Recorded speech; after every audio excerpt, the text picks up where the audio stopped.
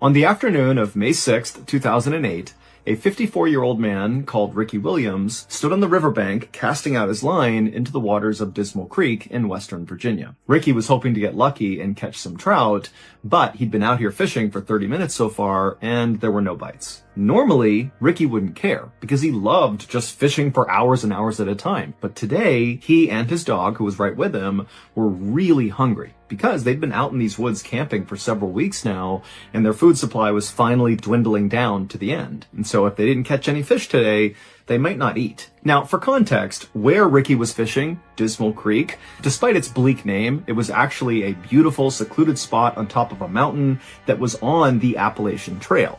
The Appalachian Trail is a very famous 2,200-mile-long trail that runs up and down the east coast of the United States. And why that is relevant is because there's this special code for people that hike on the Appalachian Trail. And the code, which all hikers know, is basically if you come across another hiker on the Appalachian Trail, it is your responsibility to help them if they need help.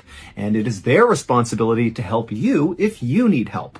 So it's this community of hikers that are always looking to help each other. And so Ricky was very aware of this code on the Appalachian Trail, and he was secretly hoping, as he cast his line over and over again and didn't get any bites, that a hiker or a group of hikers might come by this area, and maybe they would see him and come down and learn that he needed food, and they might just give him some of their food. But another half hour passed and no hikers came by, and still Ricky could not catch any fish. But then suddenly, Ricky's dog, who was right next to him, began to whine and kind of began shifting around like it was sensing a predator in the area or something. But as Ricky was trying to calm his dog down, he began to hear a voice in the woods right behind him. Somebody was moving towards him. And when Ricky heard this voice, on the one hand, he was pretty excited because maybe this is a hiker who can give him some food. But on the other hand, Ricky couldn't help but feel really uneasy. Now, you need to understand that Ricky was an older guy, he was kind of frail, and over the past few weeks that he'd been camping with his dog, as his food supply had run down, he had become skinnier and skinnier and skinnier, and so he really did not pose any sort of threat to anybody. He's like this weak older man. Now, generally speaking, the Appalachian Trail was a very safe place. But over the last few decades, there had actually been several murders that took place on the Appalachian Trail. And in fact, one of those killings took place less than 2 miles away from where Ricky was fishing with his dog. And in that double homicide, a very well-known killer named Randall Lee Smith had stabbed and shot to death 2 hikers. And so while Ricky was really looking for help from fellow hikers, at the same time, he couldn't help but feel somewhat apprehensive. Because again, Ricky was like this small, frail guy, and Ricky was well aware of these murders, and he was well aware of the fact that he was super close to one of the murder sites. And so Ricky was totally on edge as he's listening to this male voice get closer and closer, and then finally, this man in his early 30s steps out from the tree line, and he looks over and he sees Ricky, and for a second, the two men just kind of look at each other. But then this guy just grinned at Ricky and said, "Hey, how you doing?" And immediately Ricky felt relieved because he could tell just from looking at this guy that very likely he was not a threat. The man introduced himself as Scott Johnston, and he told Ricky he was actually camping in the area with a friend of his, and they were out here fishing just like Ricky. And Ricky pretty much immediately said, "Oh, great, nice to meet you.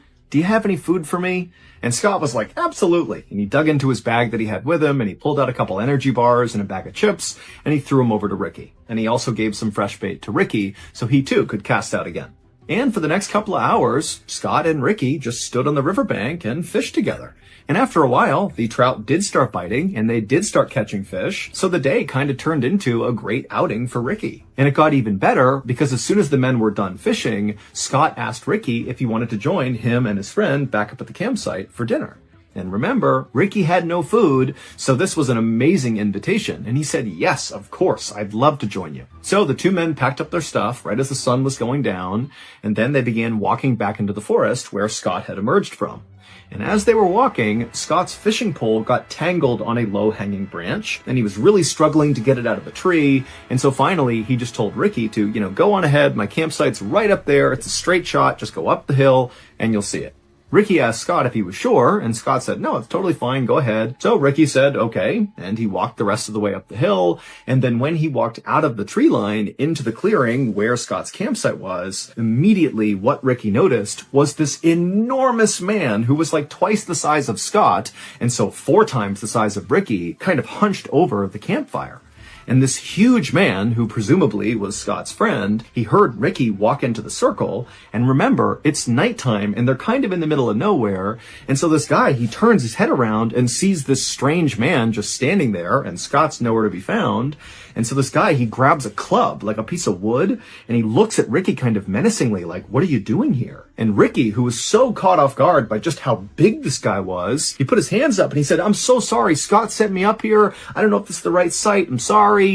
But just at that moment, Scott had finished untangling his fishing line, and he came out of the tree line, and he patted Ricky on the back, and he said, oh, you've already met my friend Sean. And as soon as he said that, Sean looked like he basically let his guard down. You know, he put the wood down, and he stopped glaring directly at Ricky.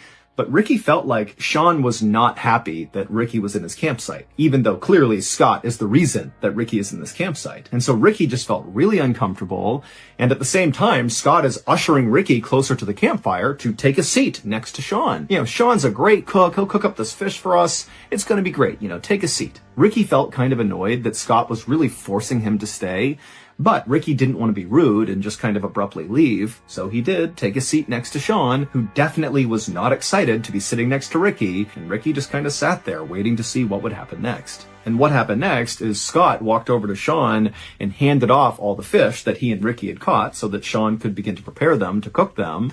And then as Ricky is still just sitting there right next to Sean, Scott walked away from the campfire up to his truck, which was parked right next to Sean's Jeep. And Scott turned on the radio and began blasting country music. And when Ricky heard this music, he kind of winced because to him, you know, part of the reason the outdoors, the Appalachian Trail, you know, being out in nature, part of the reason it was so wonderful was for the peace and quiet. And so it felt kind of like borderline disrespectful to be out in the middle of this beautiful place, blaring country music. And so to Ricky, he just couldn't help but feel like there's something off about these two guys. They just seem really disrespectful and kind of pushy and maybe aggressive. And so Ricky is just not happy.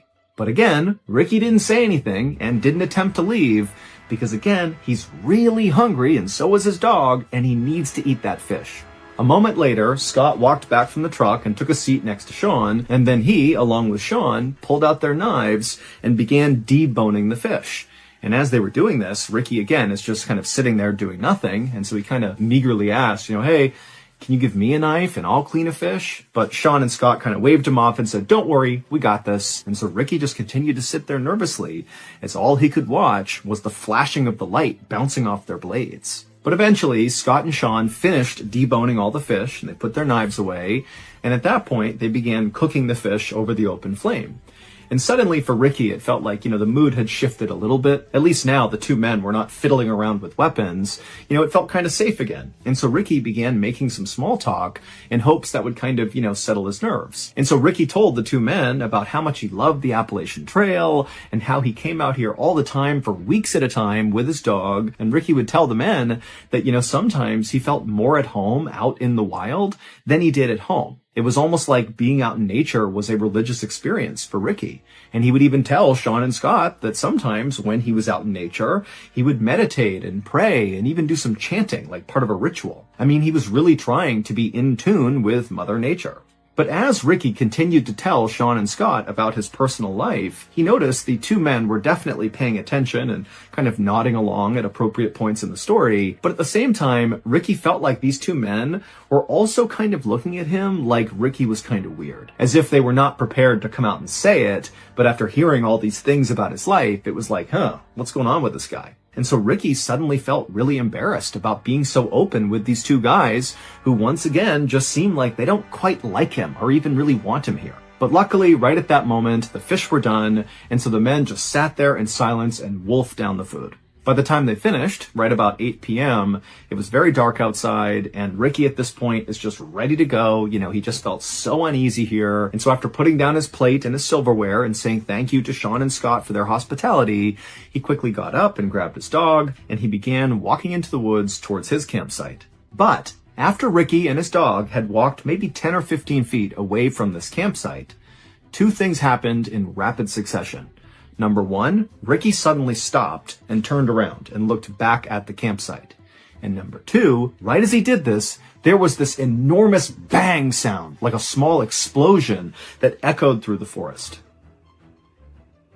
About 30 minutes later, and about 4 miles away from where Ricky and Sean and Scott had been, there were these two women who were in their house eating dinner when they heard the sudden frantic knocking on their front door. Now, these women live in a very isolated part of the country, and so the women were very concerned. One of them rushed over to the phone just to be ready to call the police, while the other very carefully made their way towards the front of the house, and they kind of peered out the window, but they couldn't see anything outside. It was too dark, and so they went to their door, which was still getting pounded on by whoever was out there, and the woman, she unlocked the door, and she opened it just a crack, and what she saw nearly made her faint. There was a man standing on her porch who was absolutely covered in blood, as if he had been fully submerged in a tank of blood. I mean, he is all red. And the man had his hand over his neck. And the woman who opened the door, she looked at him and she saw that there was this rhythmic pulsing of blood pumping out of his neck that was in time with his heart.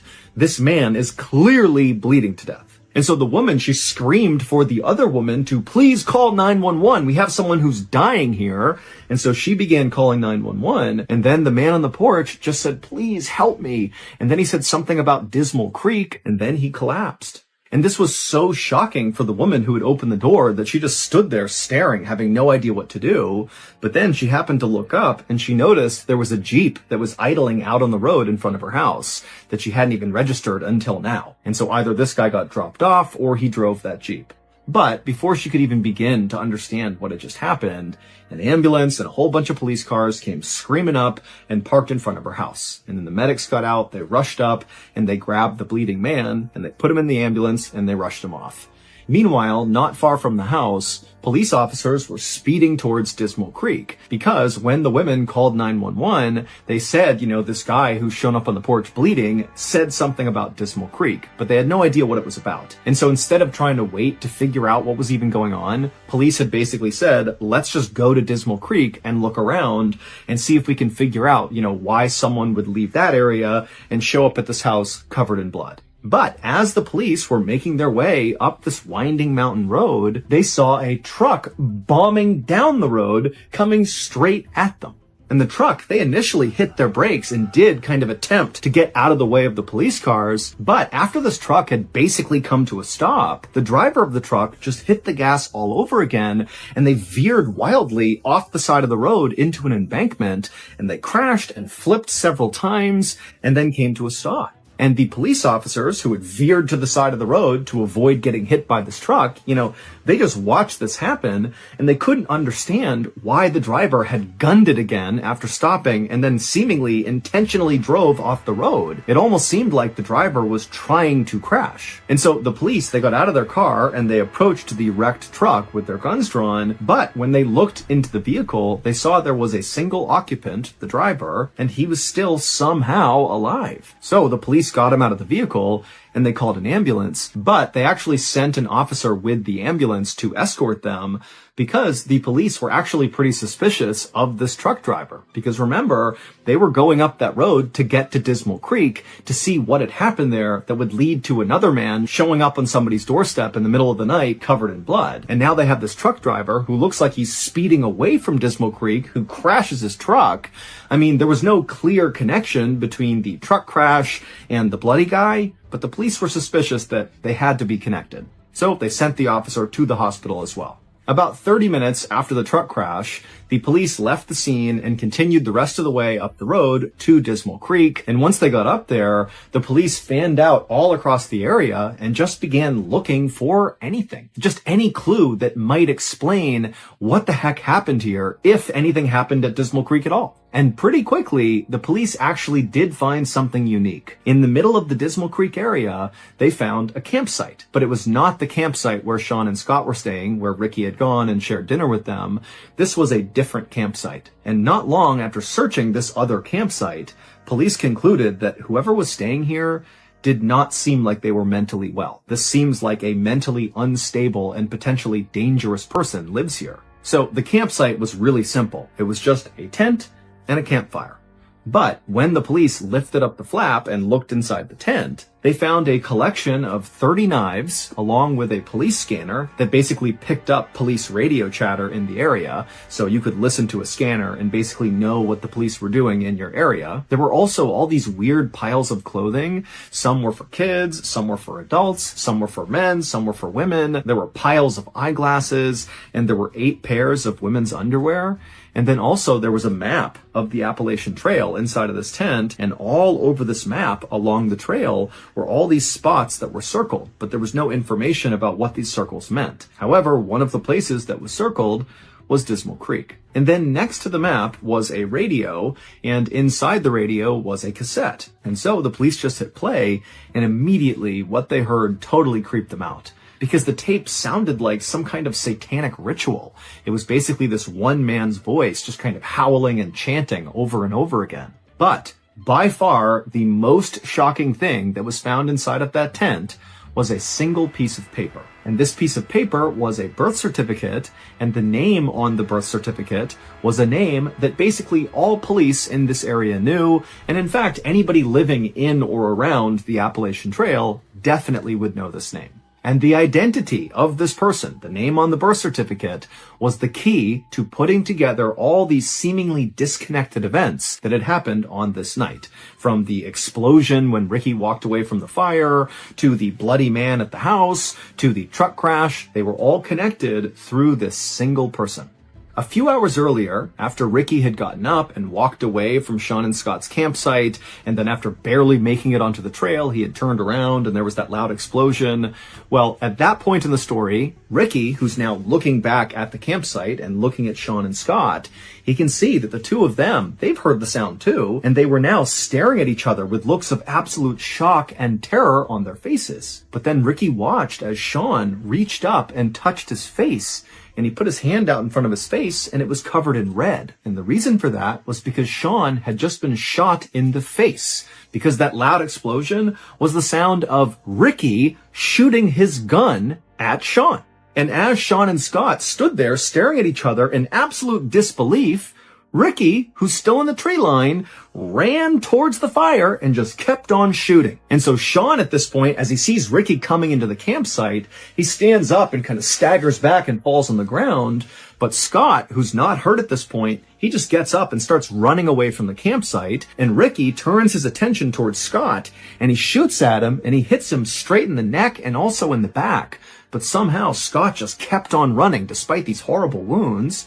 And so Ricky watched as Scott disappeared into the woods. And then Ricky turned back to Sean, who's laying on the ground and can't go anywhere. He's been shot in the face. And Ricky just casually raised his gun and shot Sean right in the chest. But amazingly, Sean, after getting shot this second time, it created what must have been the most extreme adrenaline rush ever, because he jumped up to his feet and right in front of his attacker, he just turned and sprinted to his Jeep. He hopped inside, fired it up, and just sped away as fast as he could. And when Sean flipped on his headlights and turned a corner after getting away from the campsite, he looked down the road and he actually saw his buddy, Scott, who had run away first, come tumbling out of the woods onto the road. And so Sean, who's gravely injured, drives over next to Scott, and he stops the Jeep long enough for Scott to climb inside, and they shut the door and they speed their way towards the nearest help, which happened to be that house where those two women lived. And so it was Scott, who looked like he was drenched in blood, who knocked on the women's door.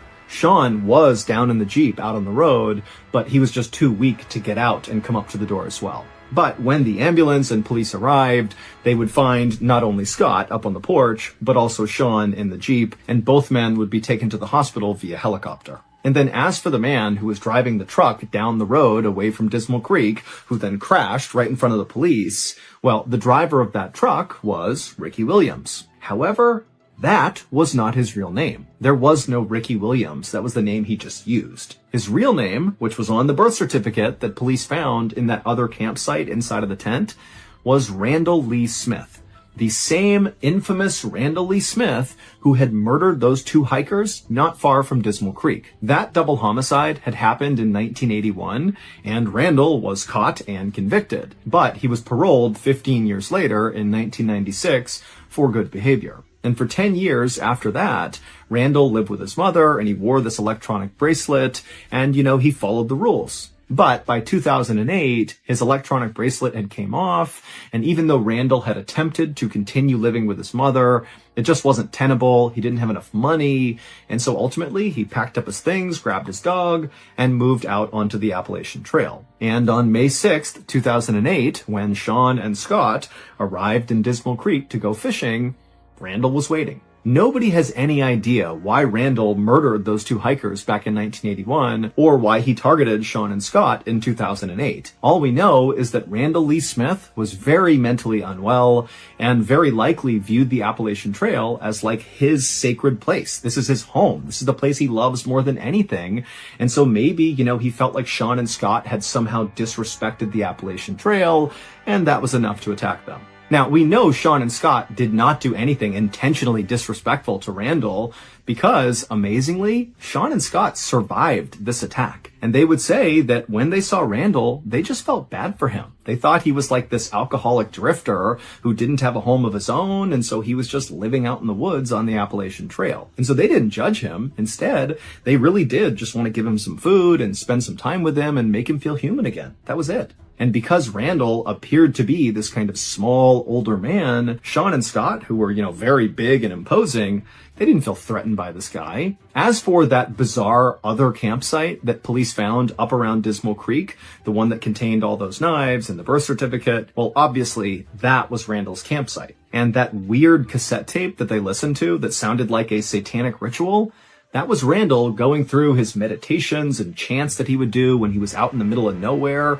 It was like his way of respecting Mother Nature and the Appalachian Trail. And then all those items that were found inside of his tent, the different clothes and the eyeglasses and the women's underwear, it's believed those could be Randall's other victims. However, when police pulled DNA samples from all of those items that were found inside of his tent, like the clothes and the underwear and the eyeglasses, well, those DNA samples did not match any of the missing people or murder victims in the police's database, and so that wasn't useful. And then also, police went to all those places on that map that were circled, and with the exception of obviously Dismal Creek, they didn't find anything else at the other locations that suggested any violent event had happened there.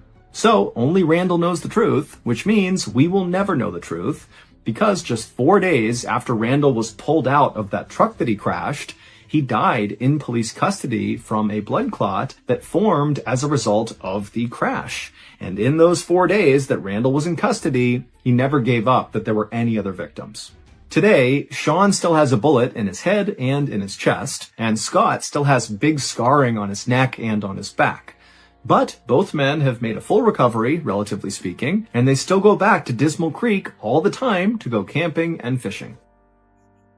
On the freezing cold night of February 8th, 1874, a 65-year-old man named Israel Swan sat around this roaring fire with a big group of men inside of this valley in western Colorado. The men around the fire, including Israel, were all gold prospectors, which meant they traveled the western United States looking for gold. But over the past several weeks, this group of prospectors had been trapped in this valley because of all the terrible winter storms. They had these storms coming in that each time would dump up to 6 feet of snow. But on this particular night, as Israel sat by the fire, enjoying the flames and hearing people tell stories, one of Israel's friends, one of the other gold prospectors, whose name was Alfred Packer, he stood up and basically pitched the whole group as to why they should come with him and leave the valley right now. Basically, Alfred told the group that, the weather is starting to turn a bit. It's not as bad anymore. The snow's starting to melt. And Alfred said, I know a pathway out of here that will take us out of this valley in just 2 weeks, and it'll bring us right to Breckenridge, Colorado, which was an area that was known by prospectors for having lots and lots of gold. And so Alfred's basically telling them, this is a win-win. We can get out of here sooner, and we can get rich. After Alfred made this pitch, he sat back down, and everybody just stayed quiet for a second. And Israel, he kind of looked around and watched to see if anybody would take Alfred up on his proposition. Now, Israel knew, unlike him, most of the other prospectors didn't like Alfred. They said he was lazy and difficult. But Israel felt like that was really not the reason they did not like his friend. He believed the reason other people did not like Alfred was because Alfred had epilepsy, which meant he periodically had seizures. And because he had seizures, it kind of made him a liability for journeys like this, where, the whole group really needs to rely on everybody, and everybody needs to pull their own weight. And so they were kind of worried about a guy who at any moment could just become kind of useless because he was having a seizure. But for Israel, Alfred's epilepsy really didn't matter. He didn't feel like Alfred was some huge liability. He felt like Alfred was actually very smart and quite bold. And so for him to stand up and make this pitch just kind of felt like in keeping with who he was. He was somebody that wanted to get things done, and, Israel liked that about him. However, just because Israel liked Alfred, that didn't mean he was just going to naturally go with Alfred and do his big plan, but he was at least thinking about it. And as Israel was weighing out the pros and cons of, whether or not he should go with Alfred, he happened to look across the fire and he saw one of the men, this really big guy, was sitting there looking really serious and just shaking his head slowly back and forth like, no, you guys can't be considering leaving early. And then the big guy stood up and he held out his hand right in front of Alfred, basically telling him, don't say another word. And then this guy, while still looking at Alfred, he said, if you leave right now, all of your friends will die.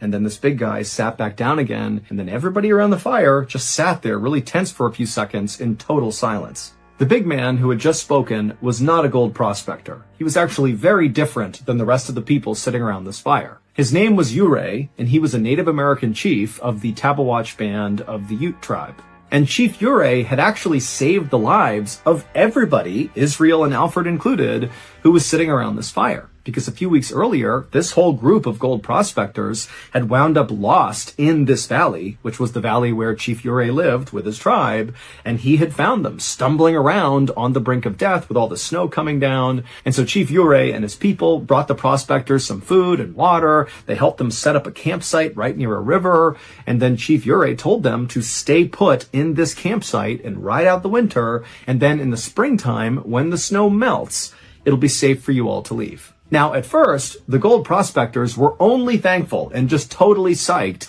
that Chief Ure had found them and given them this campsite. I mean, this was great. And so they had no problem agreeing to, wait until the spring to finally leave. But now, after several weeks of being kind of trapped in this camp, the whole group was really starting to get restless. They were worried if they didn't leave soon, there'd be no more gold for them to mine. And for Israel specifically, there was even more pressure on him to go out and find gold, because he had told his family that this would be his last treasure hunting adventure ever.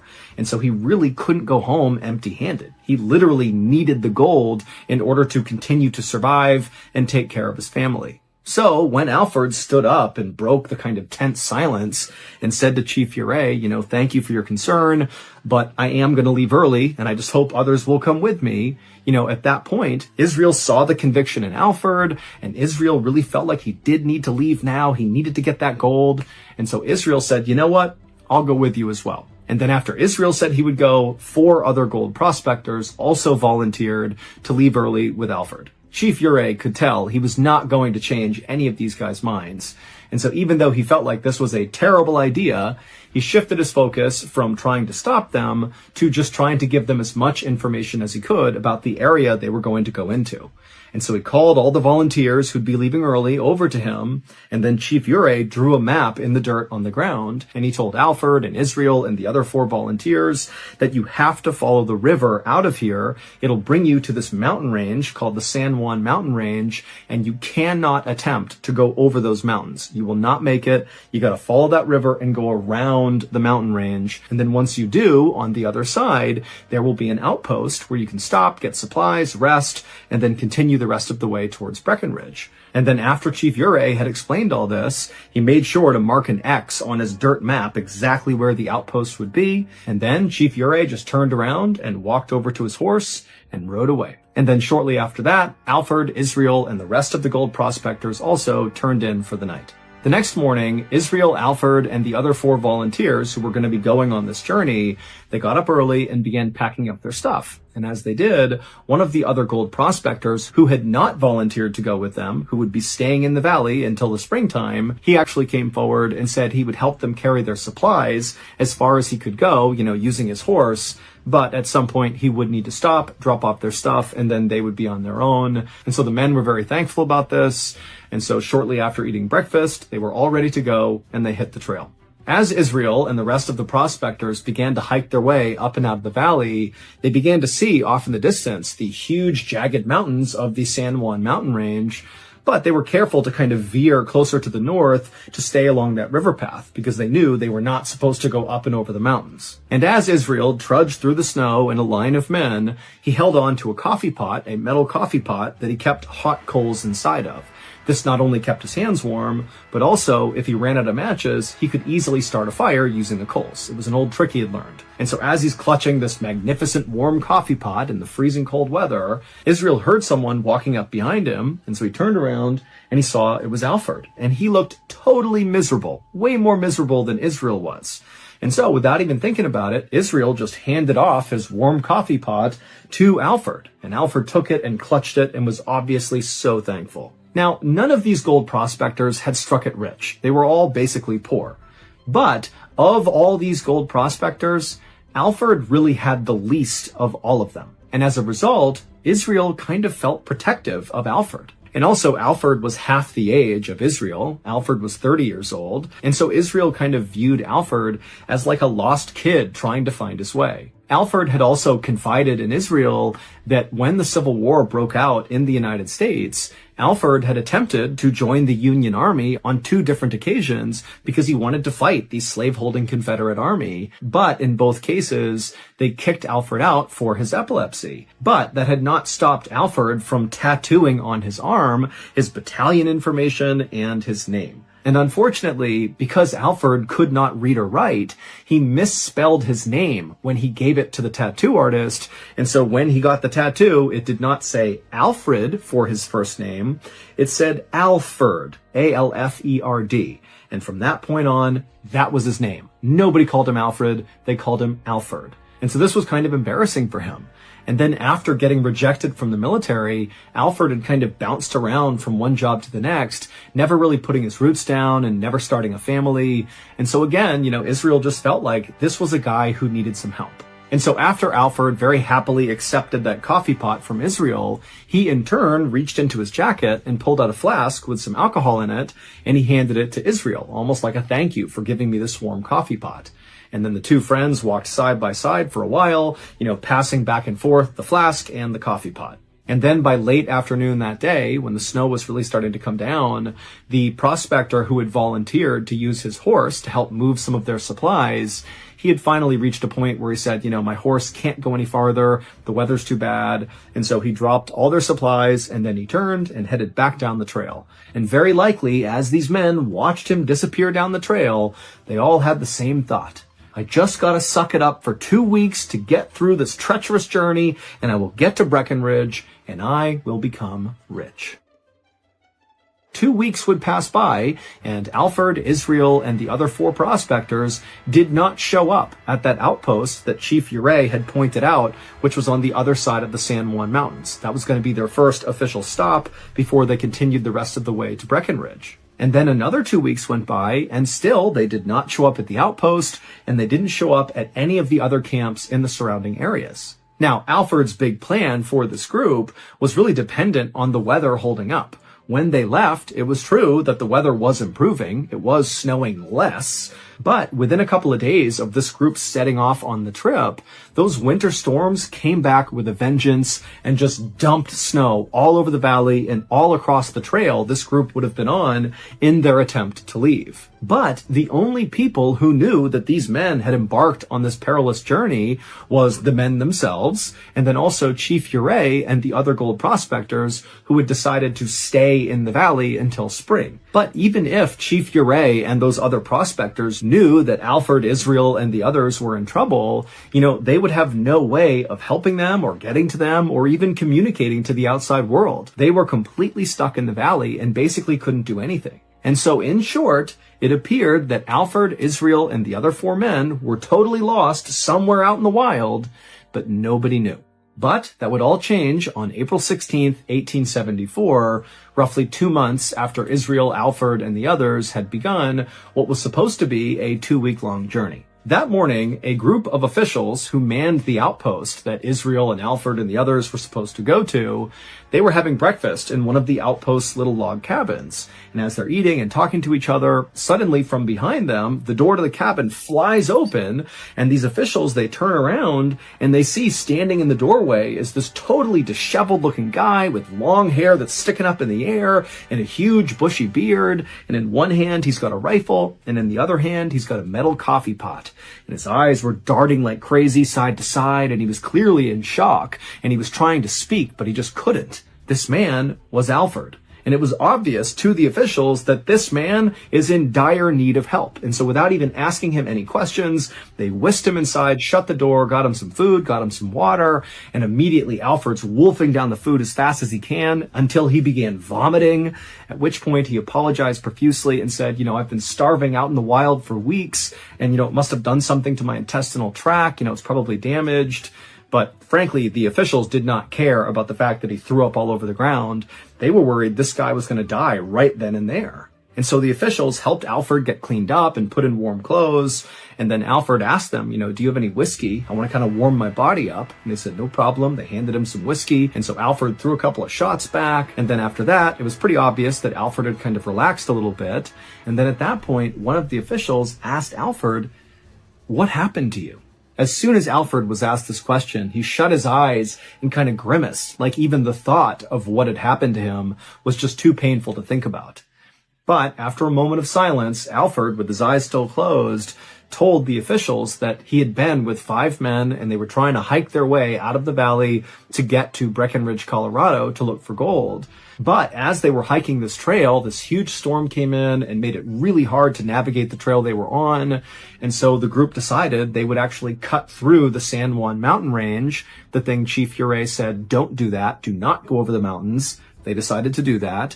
But as they were traversing these treacherous mountains, it was clear that Alfred was just not keeping up with the group. And so unfortunately, they made the decision to leave Alfred behind to die. And he knew he was being abandoned to die. And so he had to watch as his 5 friends, disappeared into the snow. But amazingly, Alfred did not die. Instead, he would spend the next nearly 2 months stumbling through the snowy forest, having no idea where he was going, eating roots and flowers and looking for shelter any chance he got.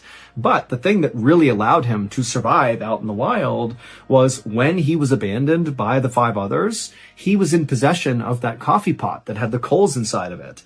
And so at night, he was able to start fires. And then also at one point, he was so hungry that he cooked his leather shoes in the fire and ate them because, again, this guy is starving. And so really, he was on the brink of death when he randomly stumbled into this outpost and found this cabin. After Alfred finished telling his story, the officials were just totally shocked and silent. And Alfred eventually would ask them a question. He would say, have any of my men come through here? Did anybody else survive? And they would say, no, it's only you. We have not seen anybody else. Now, the officials did not send out a search party right away, mostly because it seemed kind of obvious that Alfred's men were likely dead by this point. It's been 2 months since they started that journey. The chances are just not good that they have survived. But even if these other men were not dead yet, the officials had no idea where to begin their search. They knew that if they actually wanted to go looking for these guys, they would need Alfred to lead the search because he's the only one who knows where they could be. But Alfred was not healthy enough to go out in the wild and lead a search. And so for several weeks, Alfred just stayed in the outpost, resting and recovering. And then finally, when he was healthy enough, he would go out and lead a search party to go find the missing men. But unfortunately, he couldn't find anything. And so it wasn't until that summer, when all the snow had finally melted, that the mystery was finally solved about what happened to those other men. On August 20th, 1874, a traveling artist named John Randolph was hiking through a forest in western Colorado, roughly in the area where those other prospectors would have been walking on their attempt to leave the valley.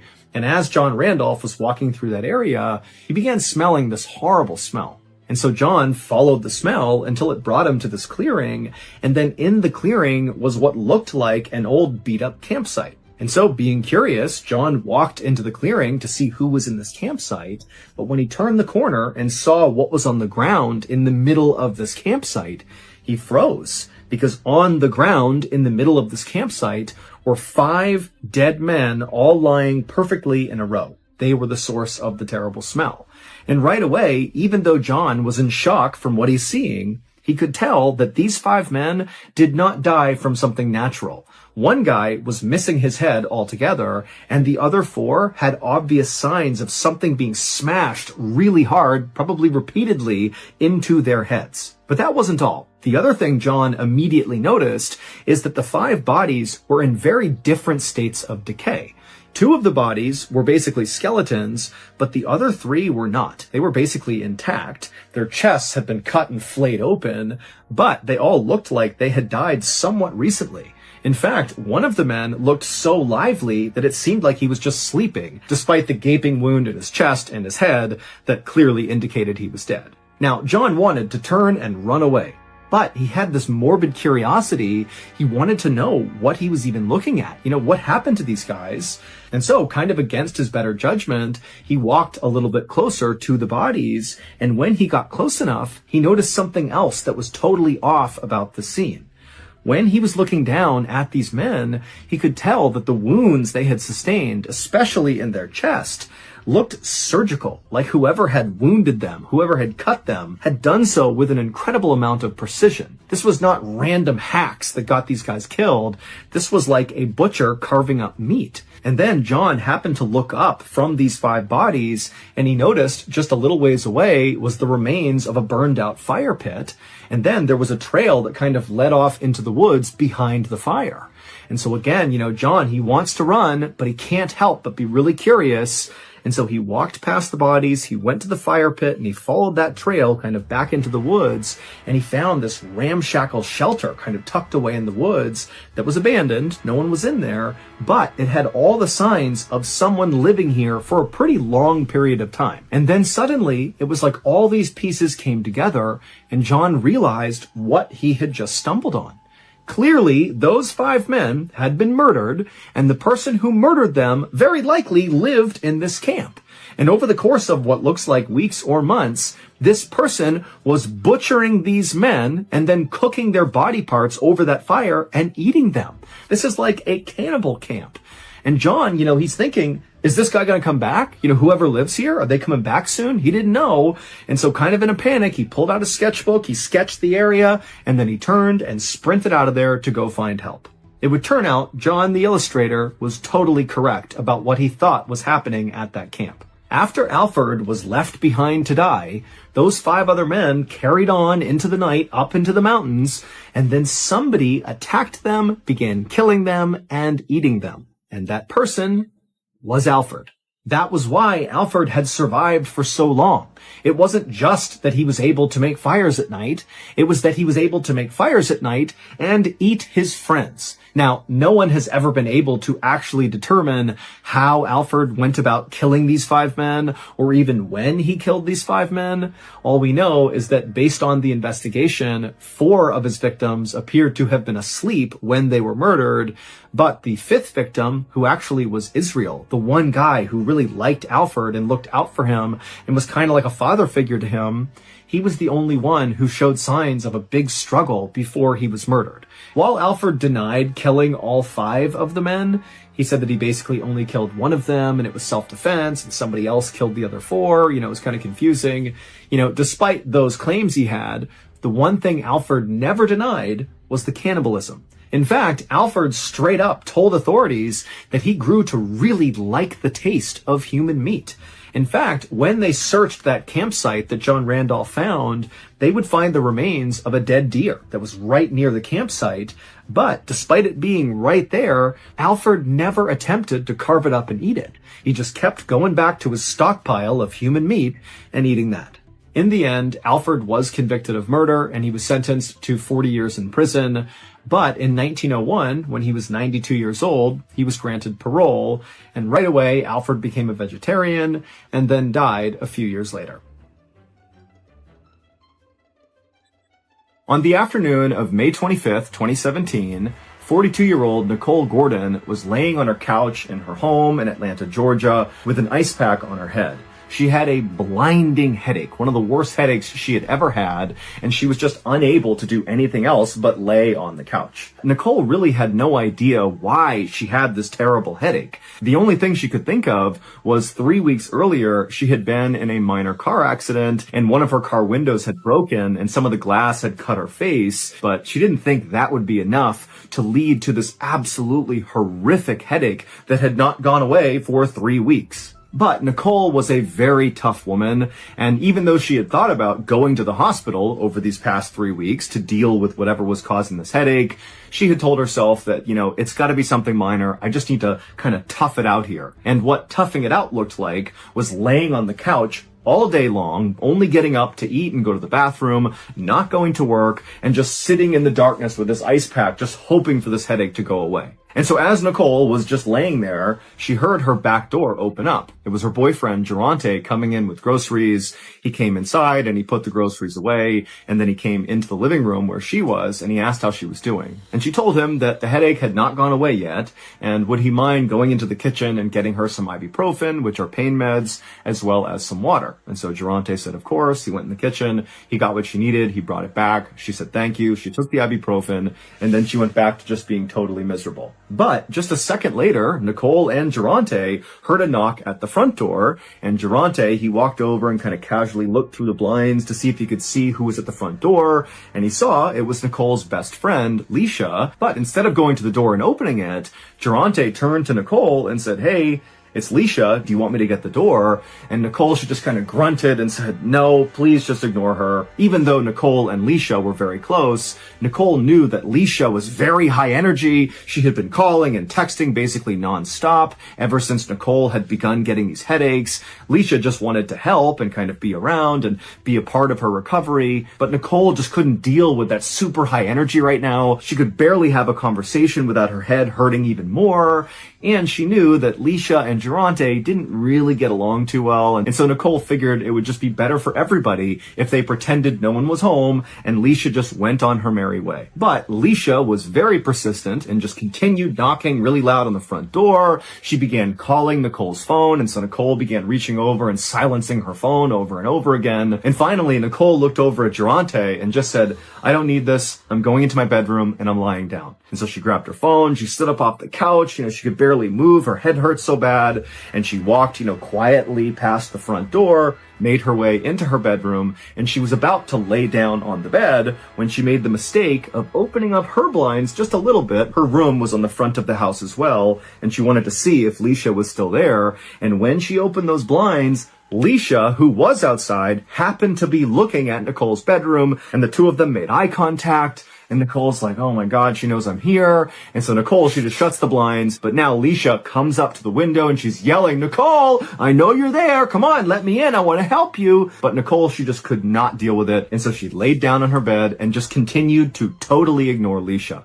Nicole knew that no matter how offended and upset Leisha was for this snub, she would get over it, because the two women had been friends for nearly 2 decades. 19 years earlier, they had been neighbors, and they had become friends really quickly. They had been pregnant at the same time, and they began raising their kids kind of like side by side. But in the last 5 years that Nicole and Geronte had been together, Nicole and Leisha had kind of drifted apart, because Leisha and Geronte both had very strong personalities, and they just kind of clashed. And Nicole and Geronte had this kind of on-again, off-again relationship, and every time they were broken up, Leisha would come around and be totally unfiltered with Nicole about how much she didn't like Geronte. But right now, Nicole could just not deal with Leisha, and so despite hearing her yelling for her to come outside, "Come on, I know you're in there," Nicole just rolled over on her bed with her ice pack on the side of her head, and she fell asleep. A few hours later, when Nicole woke up, Leisha was gone, as well as Geronte. He didn't stick around for very long.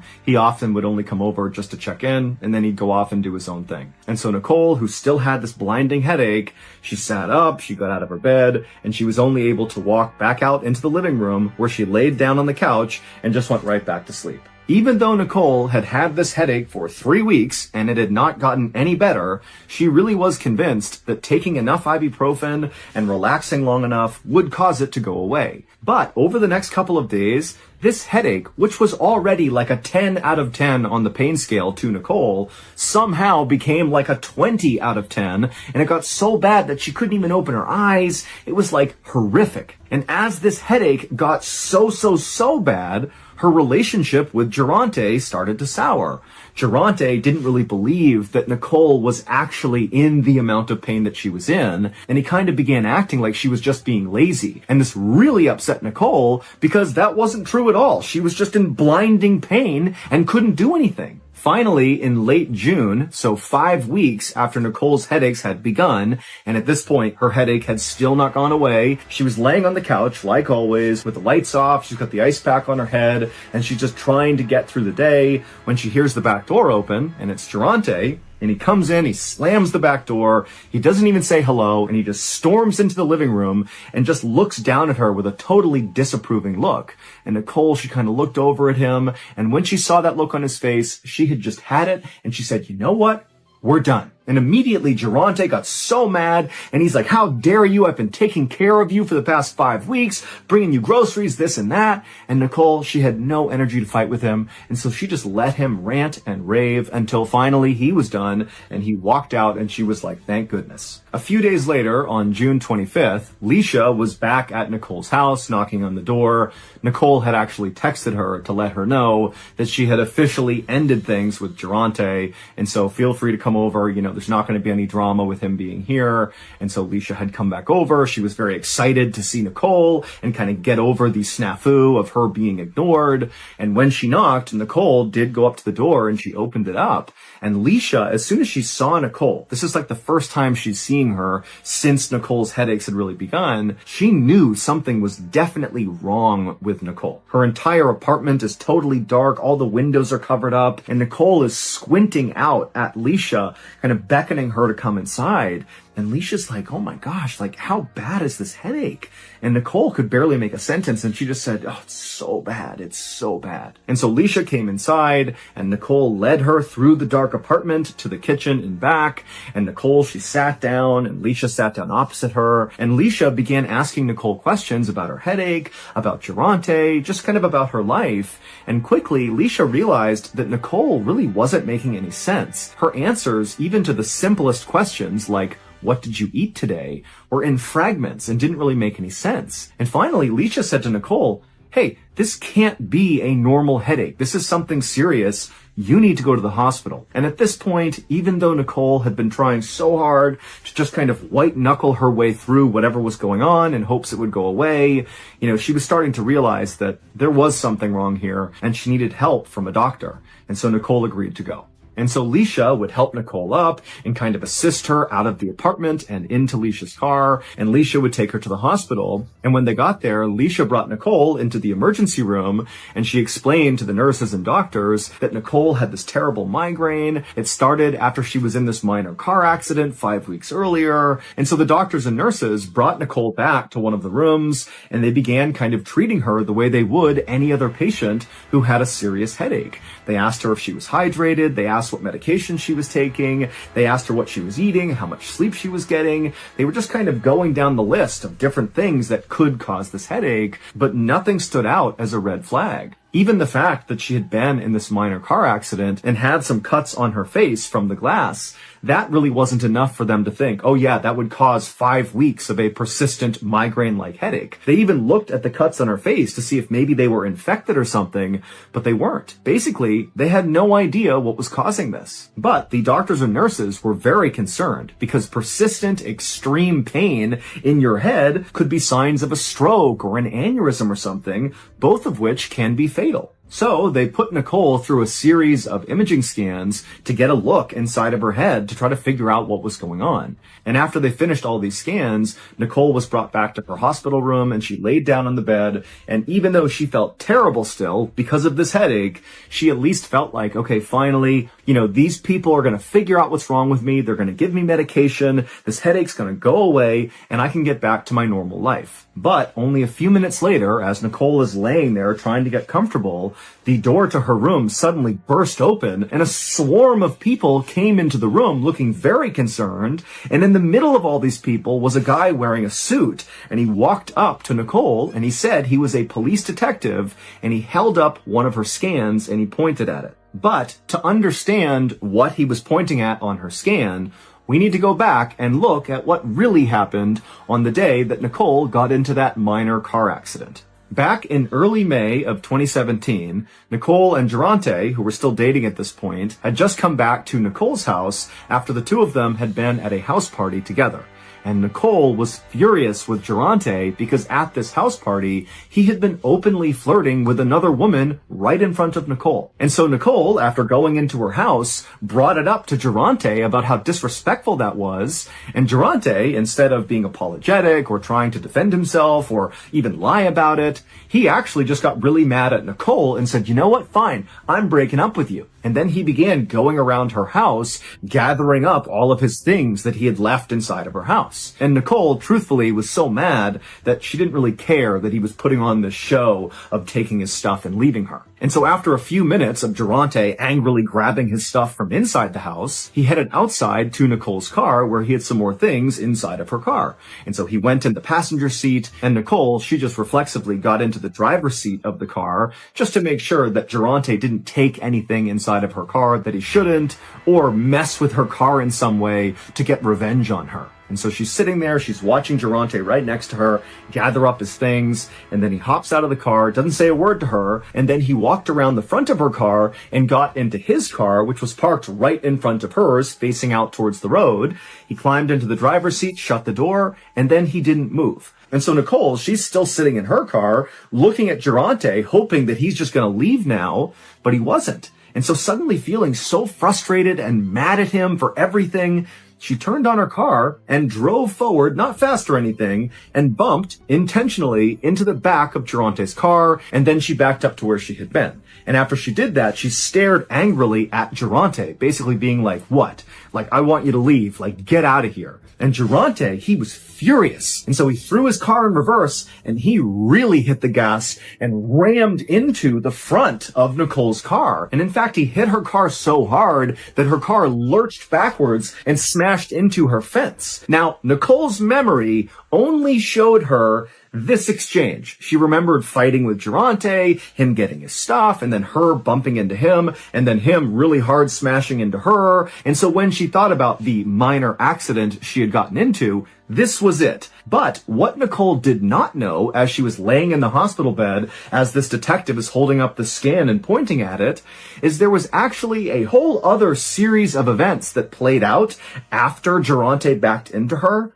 After Durante backed into Nicole and she smashed into her fence, Durante got out of his car, walked up to Nicole's car, drew a gun, and shot Nicole in the head. That's what happened. This was not a glass cut. This mark on her forehead was where the bullet went into her skull. But obviously, this did not kill Nicole. It knocked her unconscious, and Durante picked her up, put her in his car, and drove her to his mother's house, where he told his mother that, oh, Nicole was drunk and she got into a small accident and, she just needs to rest. And so Durante's mom, believing her son, put some Neosporin on Nicole's entry wound from the gunshot, put a Band-Aid over it, and kind of looked after her for the night. And then when Nicole came to, she had no idea what happened. Her memory only existed up until Durante rammed into her. She didn't remember him getting out and shooting her and all of that. And so when Durante realized that Nicole didn't know he shot her, he just went along with it and said, oh yeah, you got drunk and,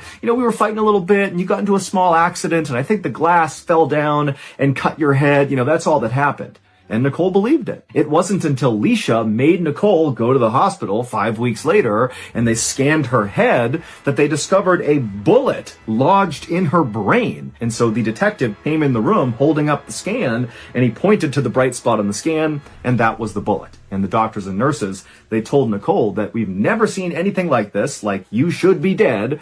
And also, because this has gone untreated for 5 weeks, your body healed around the bullet. Like, we can't even take it out now. Your brain has formed itself around the bullet, and so it will do more damage than good if we try to pull it out. And so Nicole would go on to live her life with this bullet in her head, but she never really fully recovered. As for Durante, the police would very quickly go after him, but he would flee police and evade them for 2 years. And then finally, when they caught up to him, he was hiding in an attic and there was this whole long standoff, but then finally he would surrender himself, and then he would get charged with a host of crimes, many of which he was convicted of, and so ultimately he was sentenced to 25 years in prison.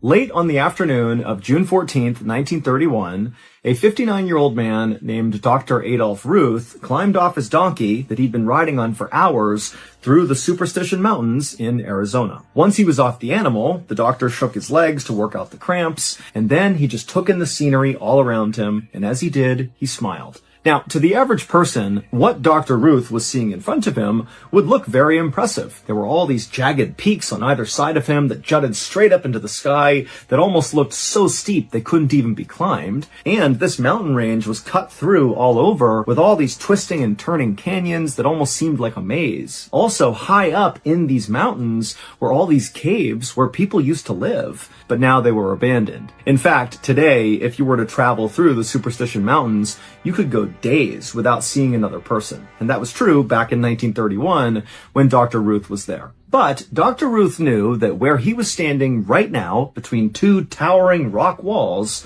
was not just a regular desert canyon. This particular stretch of desert was about to make Dr. Ruth a very rich man. He was going to be the very first person to actually find the Lost Dutchman gold mine. The same Lost Dutchman gold mine that had claimed the lives of hundreds of other treasure seekers who had come into the Superstition Mountains and not come out again. But Dr. Ruth knew he had a special advantage that nobody else who had come out here looking had had. He had a treasure map that was going to show him where this treasure was, and he knew it was right nearby.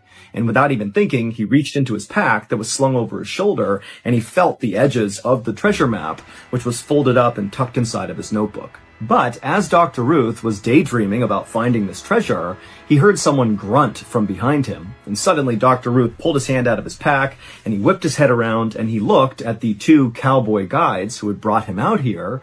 And Dr. Ruth just said, "What?" In Dr. Ruth's daily life, he was a retired veterinarian and a government employee who worked in Washington, D.C. He was a small guy with glasses and he walked with a limp, and he knew these two cowboy guides of his just thought he was some frail old man, and this deeply offended Dr. Ruth. And so, because the doctor totally resented these cowboys, he had told them that, yes, I need your help getting me to a particular spot in the desert, but once I get there, you guys are done. You can leave, I'll pay you, and you can just go away, I'll be fine on my own.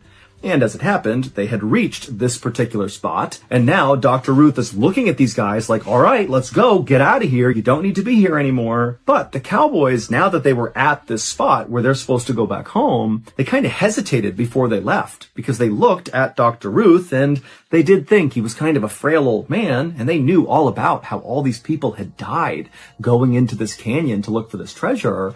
And so the cowboy who had kind of cleared his throat and made a noise to get Dr. Ruth to turn around, he chimed in and said, "Doctor, I don't know if this is a good idea for you to go in there on your own." And Dr. Ruth, again, is super offended, and he just says to the cowboy, "I'm fine. Just go. I'm going to set up camp. I'm good. Get out of here." And then Dr. Ruth pulled out his wallet. He handed some money to the cowboys. The cowboys took the money. They looked at each other and just kind of shrugged. And then the cowboys turned around and began galloping away. And as they did, Dr. Ruth was standing there feeling kind of proud of himself for getting rid of these guys. But as they kind of faded into the distance, Dr. Ruth turned back around and he looked out at the landscape. And suddenly, now that he was actually all alone, a lot of his bravery was now gone. Now he was feeling maybe a little apprehensive. But Dr. Ruth reminded himself that he knew what he was doing. He was not a frail old man, despite the way he looked. He could handle himself, and he certainly knew this area well. He had a map. He'd be in and out. He would get that treasure, and then he'd be rich and famous. And so, with that in mind, Dr. Ruth grabbed his things off the ground, he hopped back on his donkey, and he began slowly marching his way deeper into the canyon.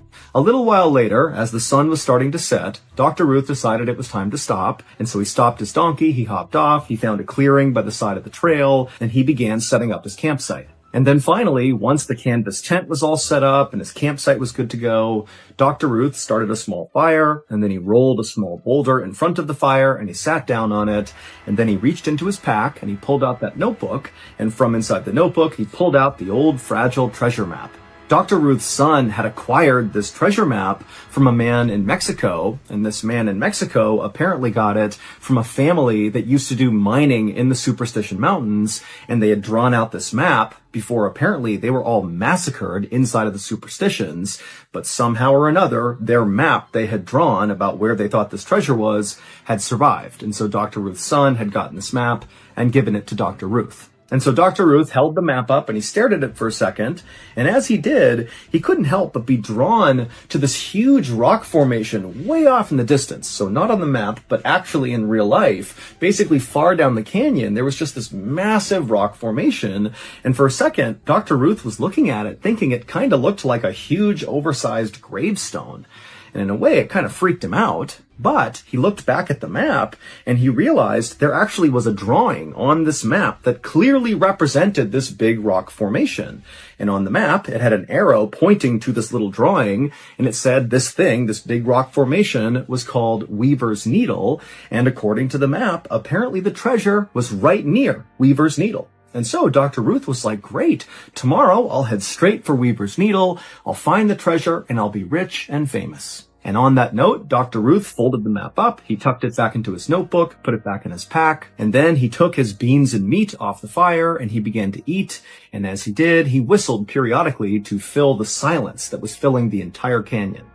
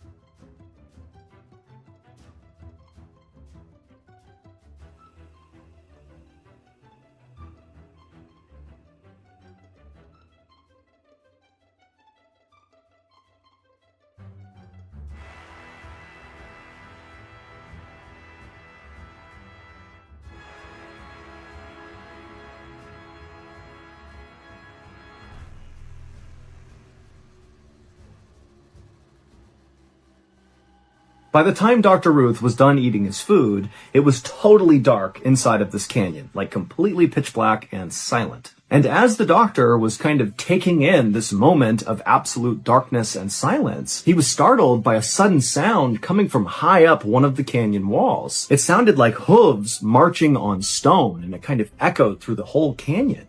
And for a second, Dr. Ruth felt relieved, even though he had been adamant, especially to the two cowboy guides, that he wanted to go into this canyon by himself. Now that he was here by himself, and it's so dark and quiet and kind of spooky, he was glad to hear hooves because it meant that must be a person riding a horse, and so I'm not alone anymore. But when Dr. Ruth called out and said, "Who's there?" there was no response. And there were no more hoof sounds. It just went totally quiet again.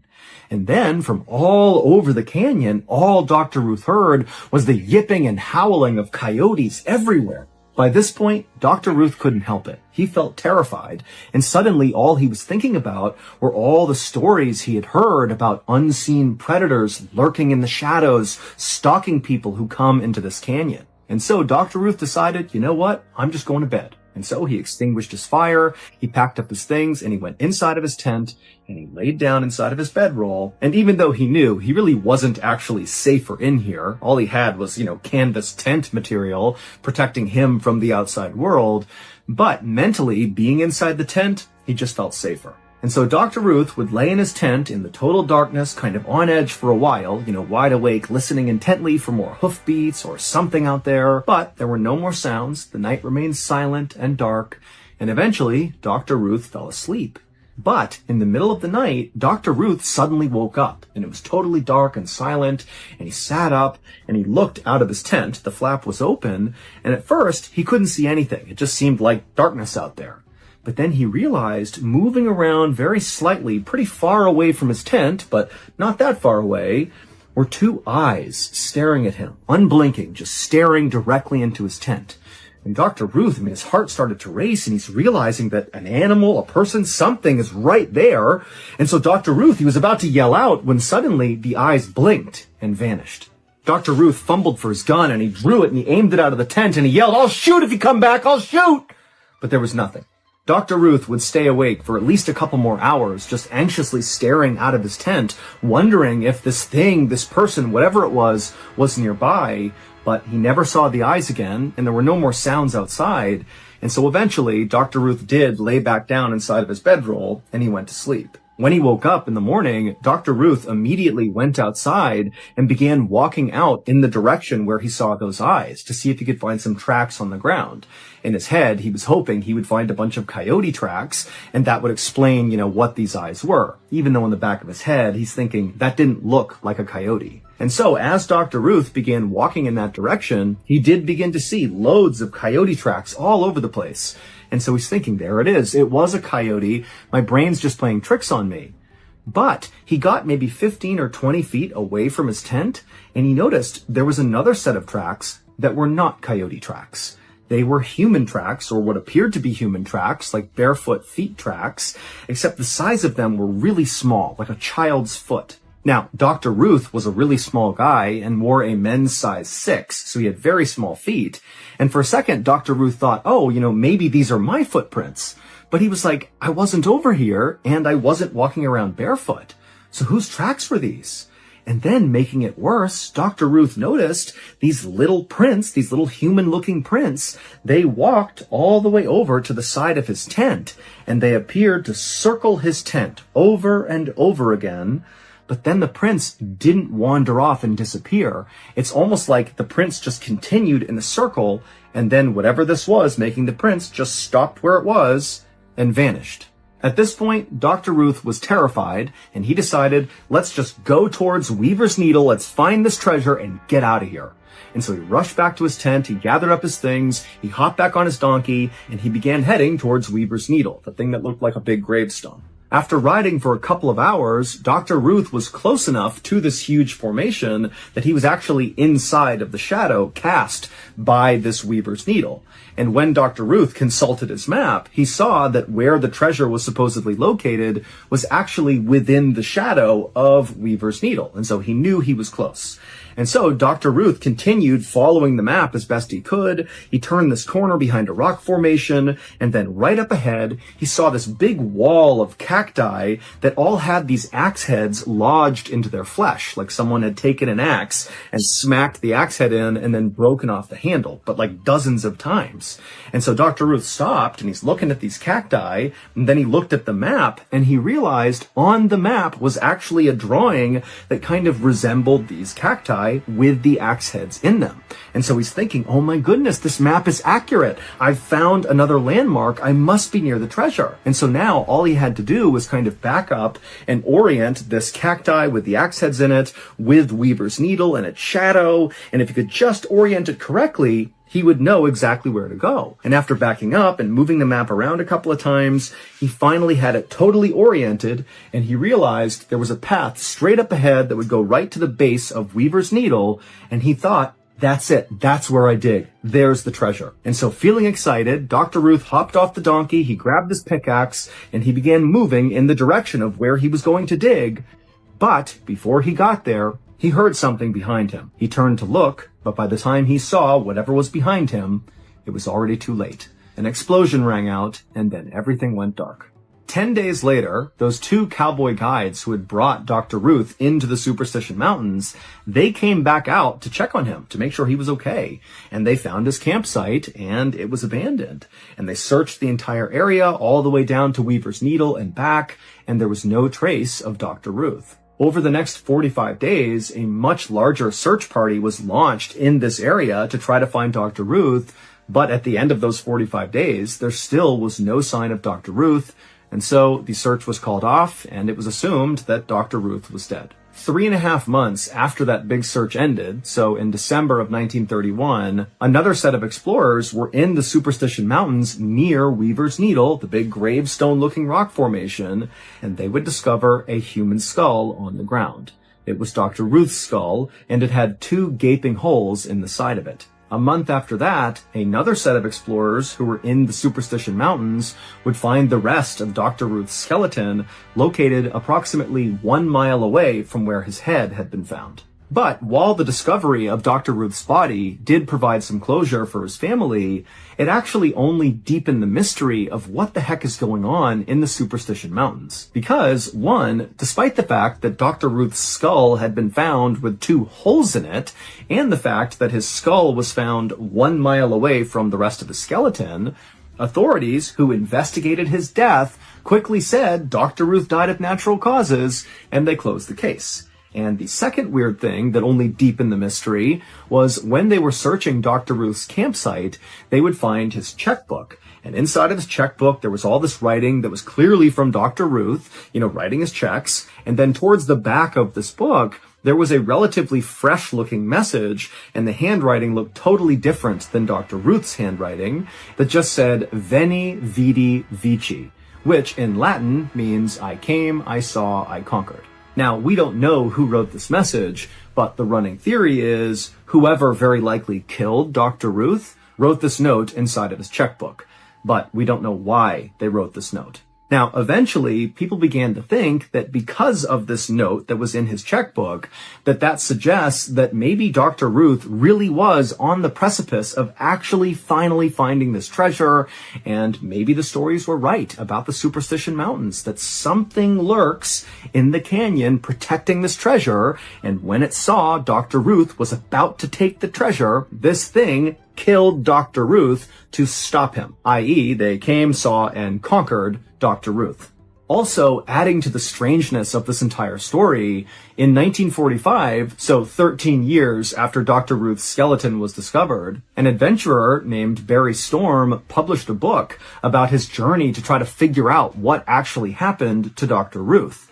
And he would say in this book that when he went into the Superstition Mountains, somebody started firing a gun at him from off in the distance. And after taking cover and looking, he couldn't see anybody. And then when he began taking steps farther into the canyon to continue to explore, the shots rang out again. And so Barry Storm ultimately fled the Superstition Mountains, and he would tell people that whoever was out there shooting at him, it seemed like they were shooting warning shots at him. Like, if you come any closer, I'll kill you. To this day, no one has ever actually found any hidden treasure in the Superstition Mountains, but about 9,000 people will go out there looking for the treasure every year.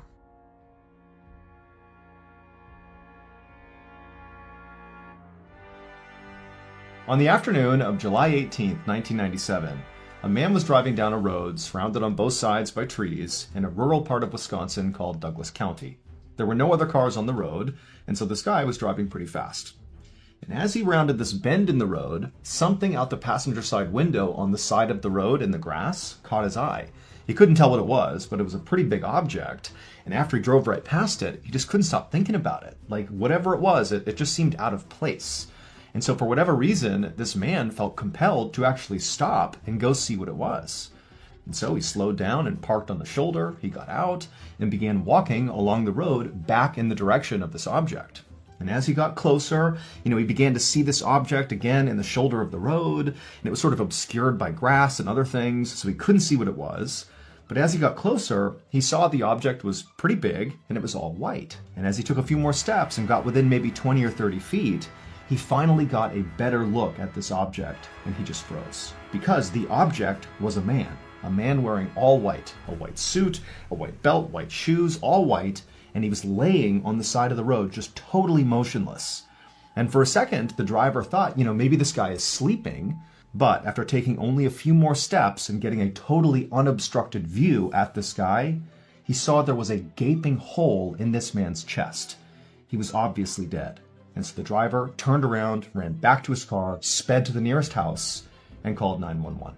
The next morning, a Douglas County detective named Stephen Long was sitting at his desk looking at the photos of the dead man in white. This murder case was less than 24 hours old, but already this was one of the weirder cases that this detective had ever been assigned to. The victim had pretty much immediately been identified because he was carrying on his person his wallet, and in his wallet was his driver's license, and so they knew who he was. But the man in white's identity actually made the whole case more confusing, not less. And Mark had no obvious ties to the area, so what was this rich guy doing 3 hours from home, dressed all in white, getting shot to death on the side of the road? Like, it didn't add up. The dead man was a 45-year-old millionaire named Mark Foster, and Mark lived 3 hours away in Minneapolis, Minnesota, and had no discernible ties to Douglas County, and so the detective was thinking, what is this rich guy doing here, dressed head to toe, all in white, getting murdered on the side of some local random back road? But things only got more confusing from there. After the medical examiner did Mark's autopsy, he told Detective Long that he had discovered a note inside of Mark's shoe. And the note just said, "Jack Frazier isn't here, but it's Jimmy Bailey, or a lookalike? I hope I'm okay." Now, nobody, including Detective Long, had any idea what this note meant. It was far too cryptic. But when they ran Jack Frazier and Jimmy Bailey's names through their database, the police discovered that both of those men, one, existed, and two, they lived in Minnesota, same as Mark Foster. And so naturally, Detective Long began to suspect that maybe those two men were connected in some way to Mark Foster. Maybe they were involved in his murder, or maybe they were actually his killer or killers. He didn't know, but it was his best lead. So Detective Long decided he would just have to go to Minneapolis to try to find out more.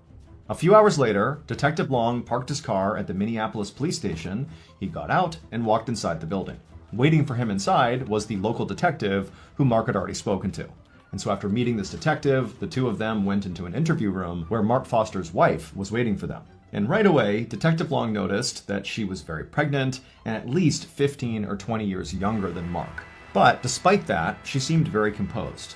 It would turn out she'd already been told about her husband's death, and she was basically resigned to the fact that she was here to try to answer questions to figure out what happened. And so the detective sat down and they began to interview her.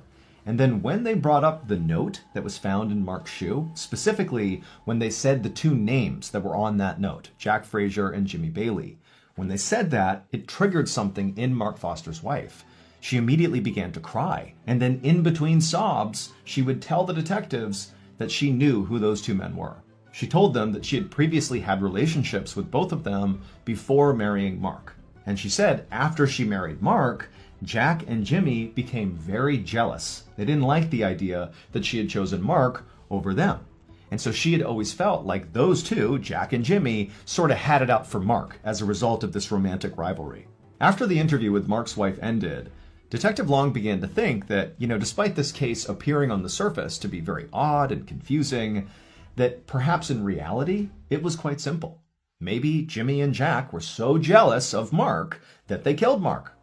Based on what Mark's wife had just told them in the interview about them being romantic rivals of Mark, and also the fact that that note was in Mark's shoe and named those two men, it certainly seemed very possible. But over the next couple of days that Detective Long began digging into this theory, that theory fell apart.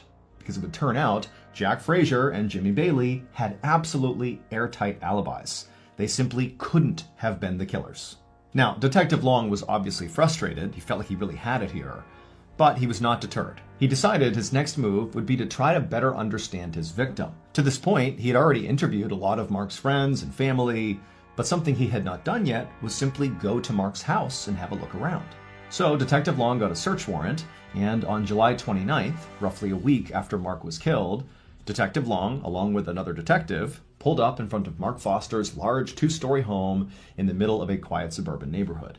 Now, from the outside, the home looked totally ordinary relative to its neighbors, but once they got inside the house, it was anything but.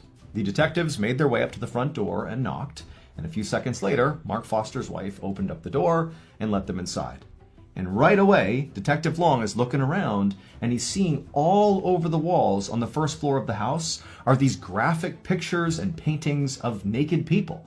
And then in addition to that, on some of the coffee tables and various surfaces on the first floor, right when you walk in, are all these pornographic magazines and books everywhere. And Mark's wife didn't acknowledge any of it. She acted like it was completely normal to have all this stuff right in the front part of your house. And so the two detectives are looking at each other as, Mark's wife is leading them on this tour through the first floor. And at some point, Detective Long just said, "Hey, Mrs. Foster, why don't you have a seat on the couch and you just let us take a look around your house on our own?" And so she said, okay. She sat down on the couch, and then the two detectives, they left the living room, went back to the front of the house, and made their way upstairs. And once they got upstairs, they found the master suite, and there was all this bondage gear inside. There were leather straps attached to the bedposts, there was whips and handcuffs, there was also additional pornographic material in there. But, considering what the detectives had seen downstairs, this sort of felt on par for this house. And so after searching the other bedrooms and other rooms on the second floor and finding more pornographic material basically everywhere, the detectives found their way back to the hallway in the second floor, and they noticed there was a rope hanging down from the ceiling, and it was attached to the pull door that led to the attic. And so the two detectives, they walked over, they pulled the rope down, it revealed this fold-out set of stairs that came down from the attic, and once those were in place, the two detectives began climbing up. And once they got up there, they discovered that this attic was not a storage space like many attics are in American homes. Instead, this attic was a fully functional room that sort of resembled like a satanic dungeon of sorts. All the walls were totally jet black, and there were all these burned out candles all over the place and tarot cards littering the floor. And on the back of the attic, basically all the way on the other side, there was what appeared to be an altar that sort of overlooked the entire room.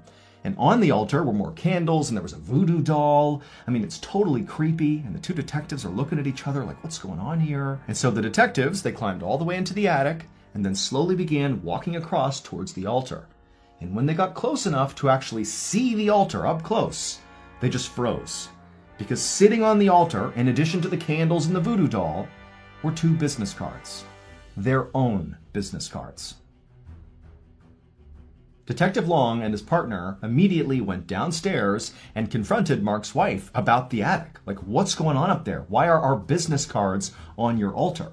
But Mark's wife, the second that attic was mentioned, went silent. She refused to speak about anything to do with the attic. And so after a minute, realizing this conversation was going nowhere, Detective Long and his partner called for backup. And as they waited for backup, the two of them stepped away from Mark's wife and began speculating like, is this a cult? Was Mark a part of a cult that ran it out of his attic? Like, what's going on here? And are we being targeted by the cult? Is that why our names are on the altar? A few minutes later, backup arrived, and they would do a much more extensive search of the property. But other than finding more pornographic materials and, bondage gear, there really wasn't anything else substantive that connected Mark or his wife to what happened to Mark, or what Mark was even doing in this house. Was he in a cult? They didn't know. And so ultimately, Detective Long and his partner told Mark's wife, who still is being quiet at this point, that she should not leave town because they were going to follow up with her soon. Now, in fairness, Detective Long couldn't tell if Mark's wife was being silent and not talking about what was going on in her house because, she was complicit in some way in what happened to Mark, or if she was maybe being threatened by somebody and she was afraid to talk. They didn't know. But either way, after leaving the property after the search was over, Detective Long and his partner felt like their next move was to try to learn more about cults. They needed a cult expert. And it just so happened there was an occult bookstore very close to Mark's house. And so they decided they would start there. And right away, their decision to go to that bookstore paid dividends, but not how the detectives expected. It would turn out the owner of that bookstore was indeed a cult expert.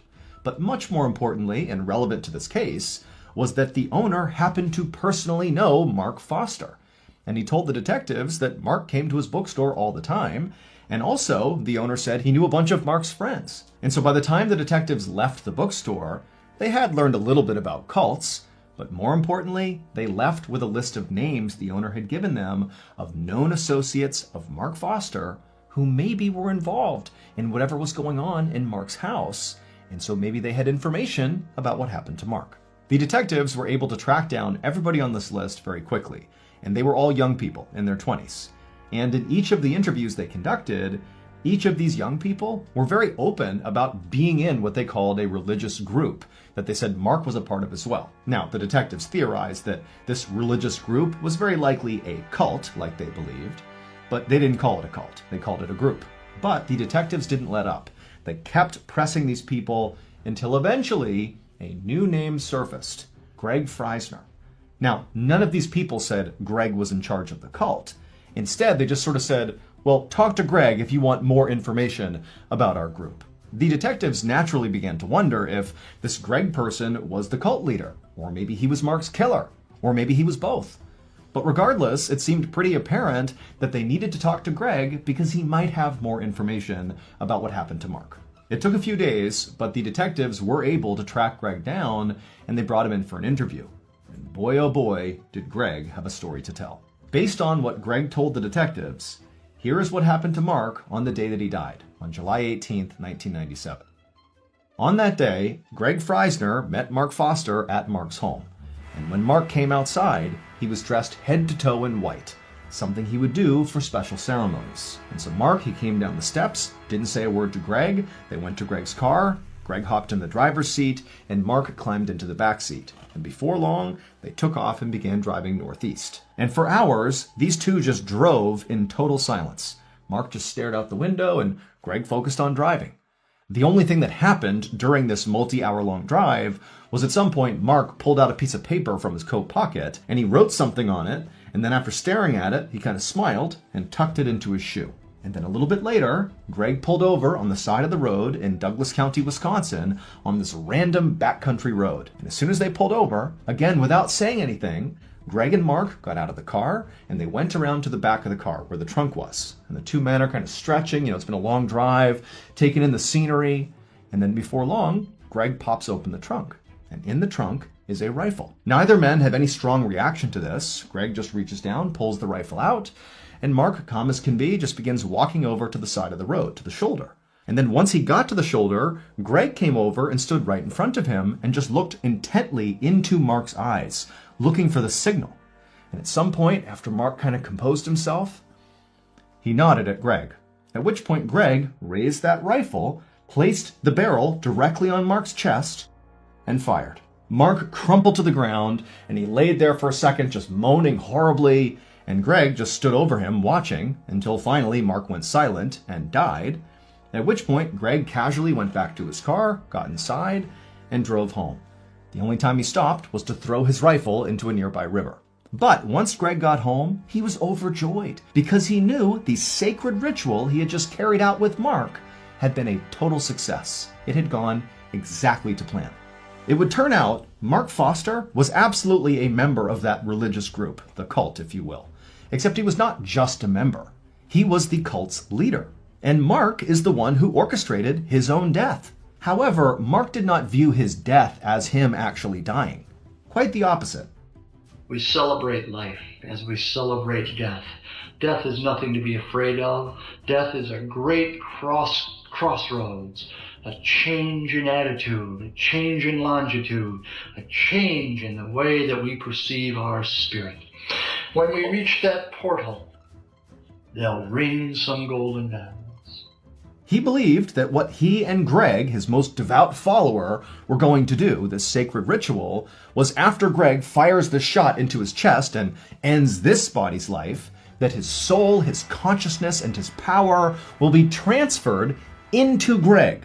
Basically, his soul will go into Greg. And Mark believed once this transfer happened, that basically he would be immortal, that his soul would never die. It would stay in Greg and then maybe at some point get transferred to somebody else, but basically he would be here forever. The bizarre note that was found in Mark's shoe, the note that he wrote and stuffed in there, that note was designed to throw police off the trail. He knew that he was having Greg murder him, again for this ritual, but he wanted to make sure Greg didn't get caught. And so he wrote on the note very specifically Jack Frazier and Jimmy Bailey. Those two people he hated. He hated that they had been in past relationships with his wife, and they hated him. And so he figured if he was going to create a scapegoat for his murder, who better than his romantic rivals? They had nothing to do with it. He just named them in that cryptic note to get them in trouble. As for all the pornography and bondage gear that was found inside of Mark's home, well, that all played a role in Mark's cult as well. He was a firm believer that the more sex he had with his followers, often multiple followers at the same time, the more powerful he would become. As for the detective's business cards found on the altar up in the attic, those were very likely placed there by followers of Mark, so members of the cult, in an effort to potentially, thwart their efforts to solve the case. They might have believed that by placing those on there and performing various rituals, that somehow would prevent them from solving the case. We don't know for sure. That's the theory around why they were there. But obviously that didn't work because the detectives solved the case. Greg Freisner would ultimately be found guilty for playing a role in Mark's death. He obviously was the trigger man, and so he was sentenced to 10 years in prison. As for Mark's wife, although she definitely knew about the cult and may have been a participant, there was never any evidence that actually connected her to Mark's murder, and so she was never charged with any crime. On the night of October 17th, 2019, a 47-year-old woman named Ada Quintal stepped out of her family's cabin in rural Michigan to take her dog for a walk and have a smoke. It was very late. It was about 1:30 in the morning.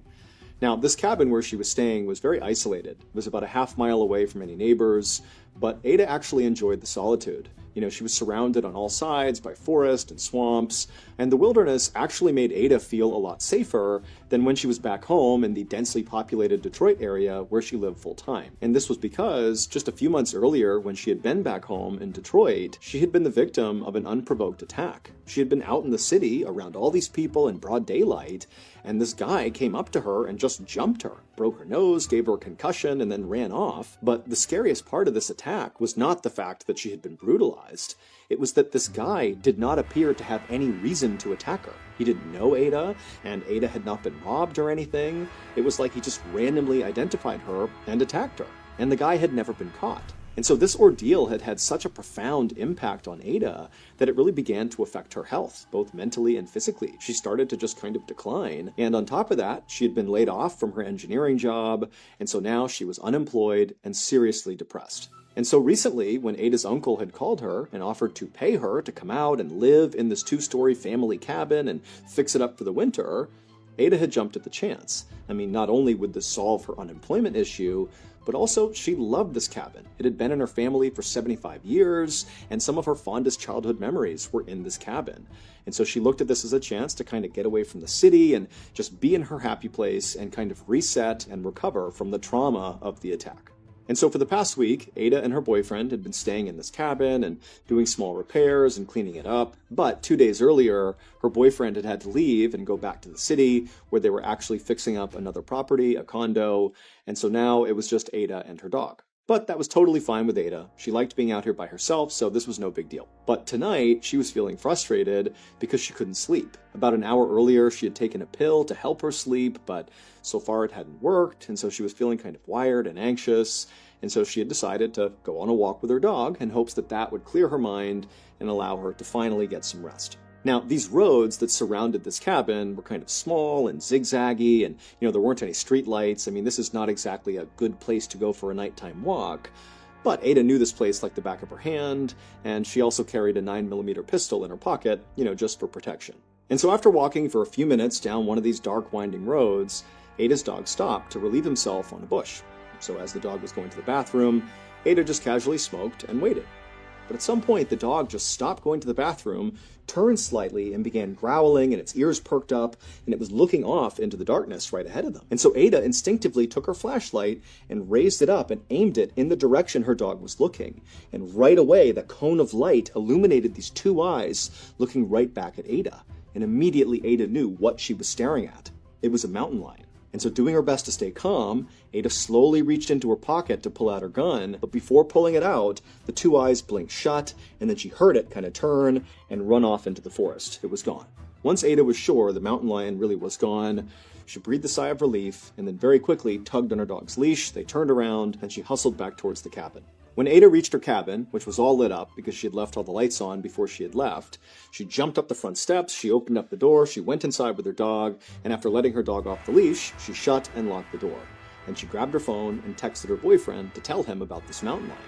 And then after hitting send, Ada felt relieved to be back in her cabin, but at the same time, she still felt very on edge. I mean, she had been, just a few feet away from a mountain lion in the middle of the night, in the middle of nowhere. But as Ada was doing her best to calm herself down, she heard this noise coming from outside the living room window, almost like twig snapping, like somebody was walking past the window. And so the way this cabin was set up is when you first walked inside, you were in the kitchen, and then the back half of the cabin was a living room, and then there were also stairs leading up to a second floor.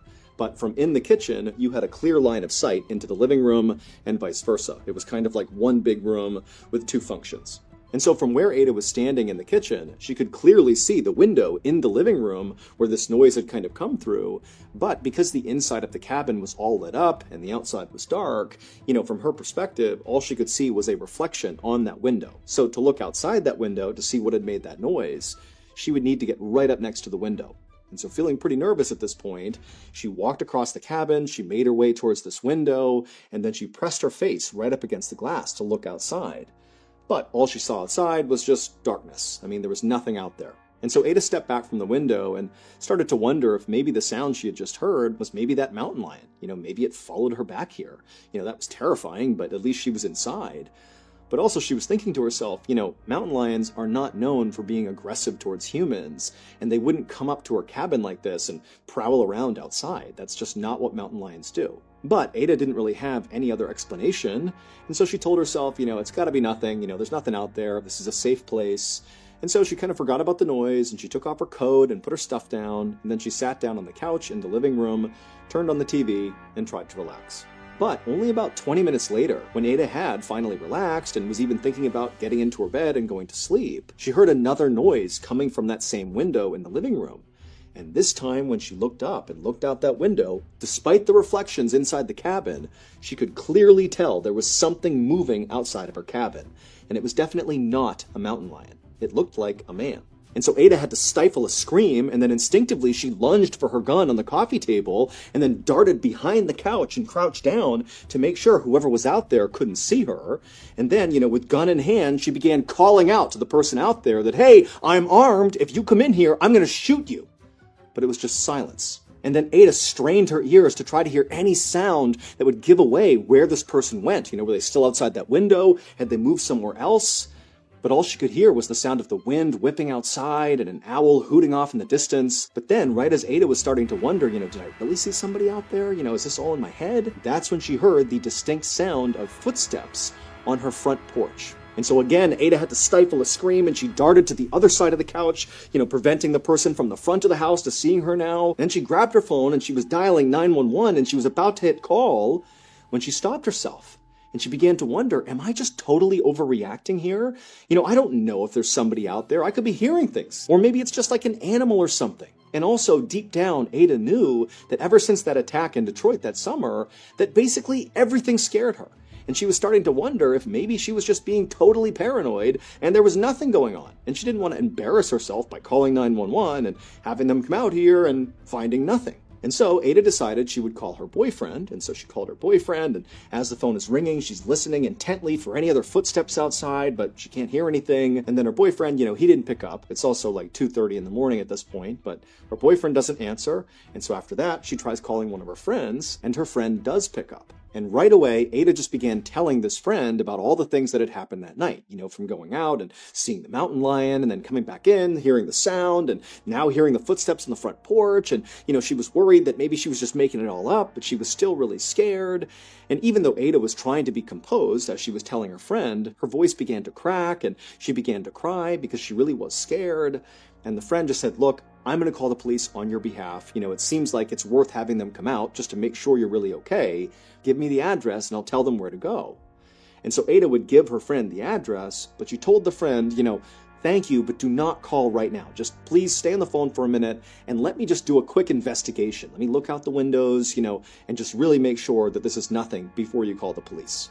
And so the friend said, "Okay, look around, but then I'm calling the police." And so with her phone and her gun in hand, Ada very carefully crept out from behind the couch, keeping a low profile, staying below the sight line of all the windows, and she crept from the living room into the kitchen towards the front of the house, and she walked over to the sink, and she very slowly raised her head until she could just barely peek through the window right above the sink that overlooked the front porch, because remember, that was the last place she had heard sounds, from the front porch.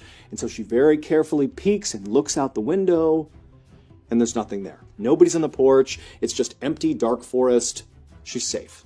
Ada let out a relieved half cry, half laugh, and then stood all the way up and felt totally ridiculous because clearly she had just imagined, all these people wandering around the outside of her house. And so she was about to tell her friend that, hey, sorry, there is no issue here. Don't call the police. But before she could get the words out, Ada happened to turn around and was looking back towards the living room, and she froze.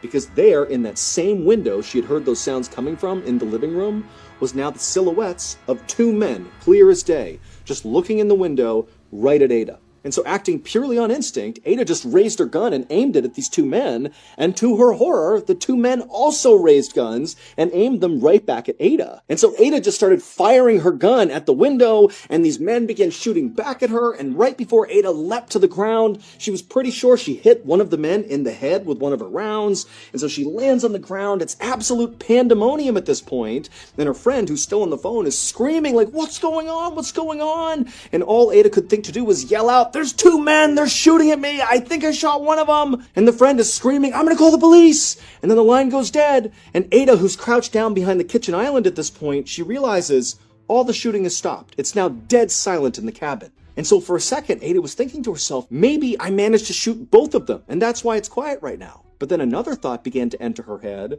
that maybe she had only shot one of them, and the other survivor was moving into position to maybe ambush her. And so as she's running through what she's gonna do, she hears this horrible, loud thumping sound right above her in the second floor of the cabin. Now, Ada knew at this moment she should just get her dog and run. Because if this second shooter has survived and has now come into her cabin and is upstairs, that means the forest is now clear and she can make a run for it. But as she sat there by the island, still clutching her gun, in this beloved family cabin of hers, she began thinking about the fact that ever since that attack in Detroit over the summer, that had totally wrecked her life and made her scared of everything.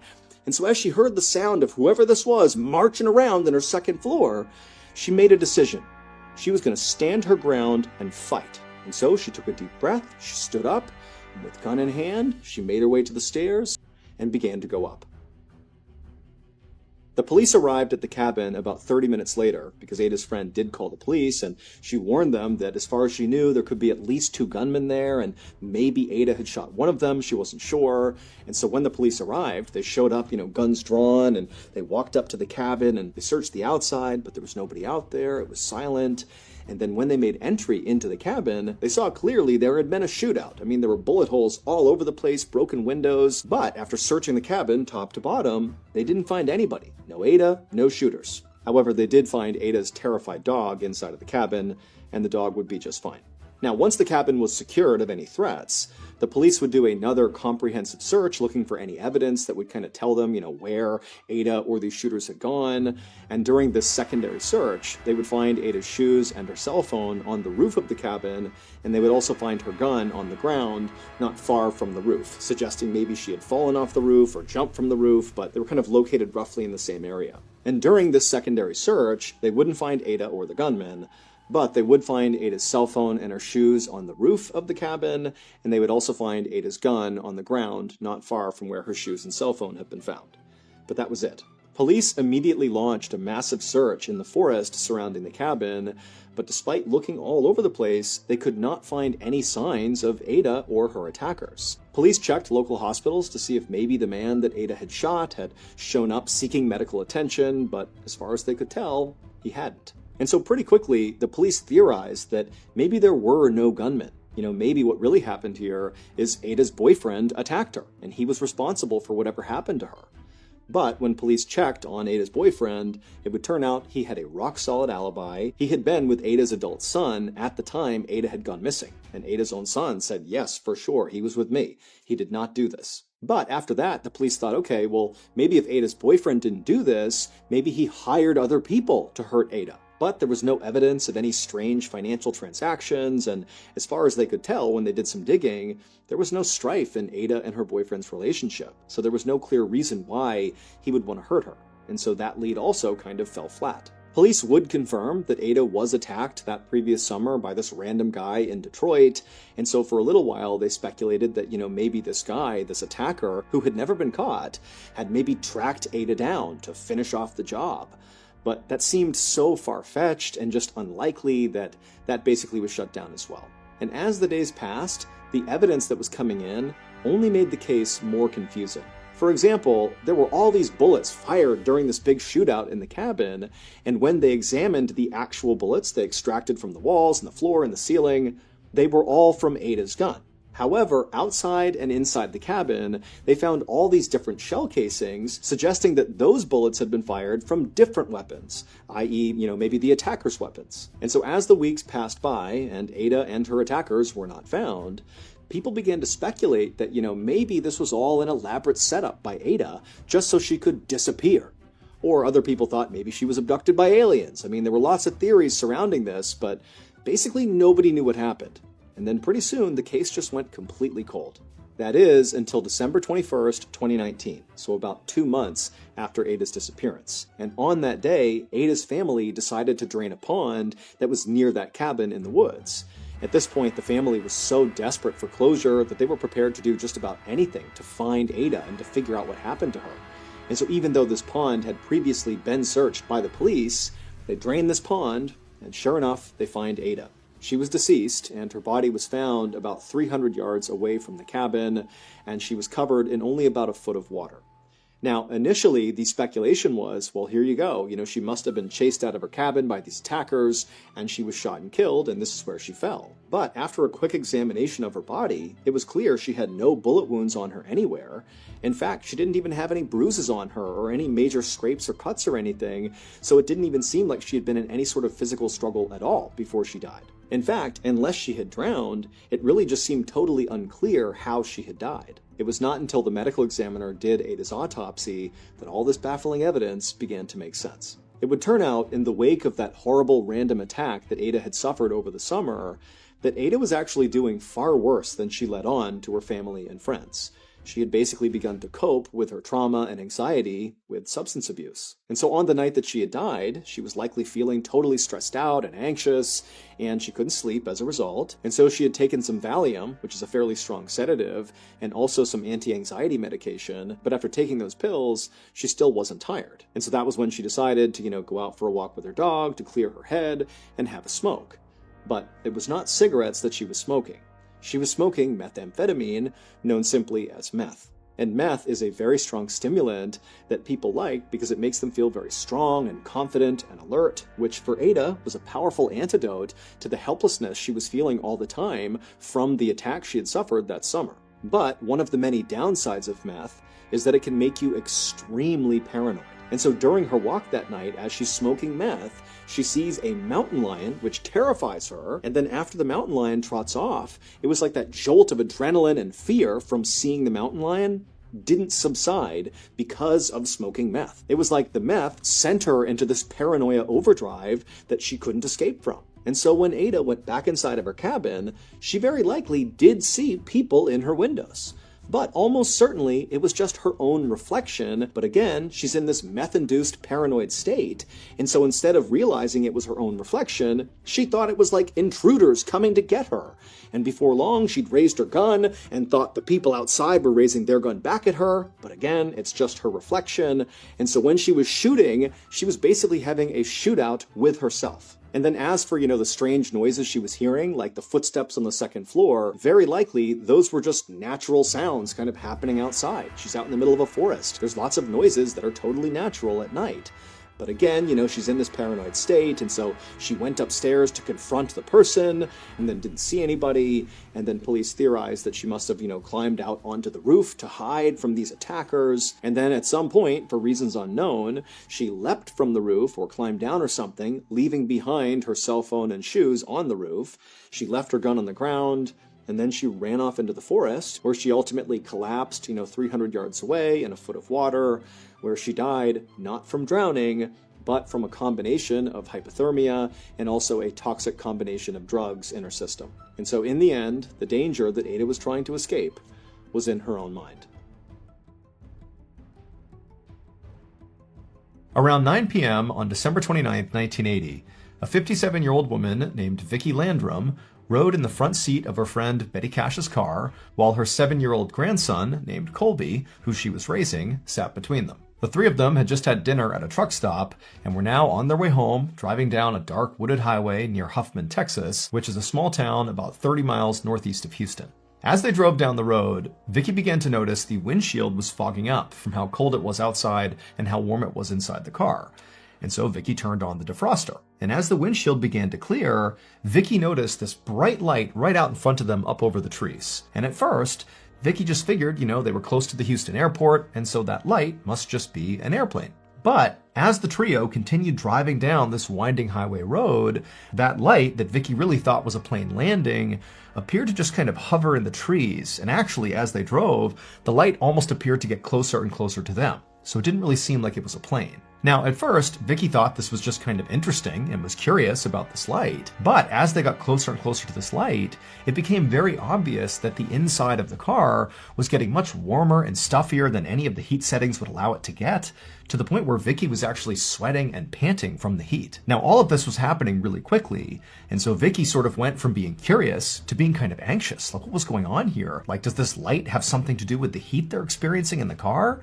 And then all of a sudden, the light that appeared to be sort of behind the trees suddenly came right out in front of the car, and Vicki screamed at Betty, "Stop!" And Becky jammed on the brakes, and they came to a stop, and blocking their path, maybe 100 feet in front of them, just hovering over the road, is this strange-looking aircraft aimed right at them.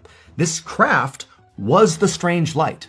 For a moment, all three of them just stared in shock at this craft, like it was so unexpected and so unbelievable that this had happened. But then Vicki, who's sitting there still panting and sweating, she's looking out and she's realizing this craft she's looking at looks nothing like any other aircraft she had ever seen. The craft was a bit bigger than a car, it was diamond-shaped, and it was letting out these strange, loud roaring sounds, almost like an engine. It appeared to be glowing red hot, and periodically, with those loud roaring sounds it was making, fire would appear to shoot out the bottom of the craft, scorching the pavement right under it.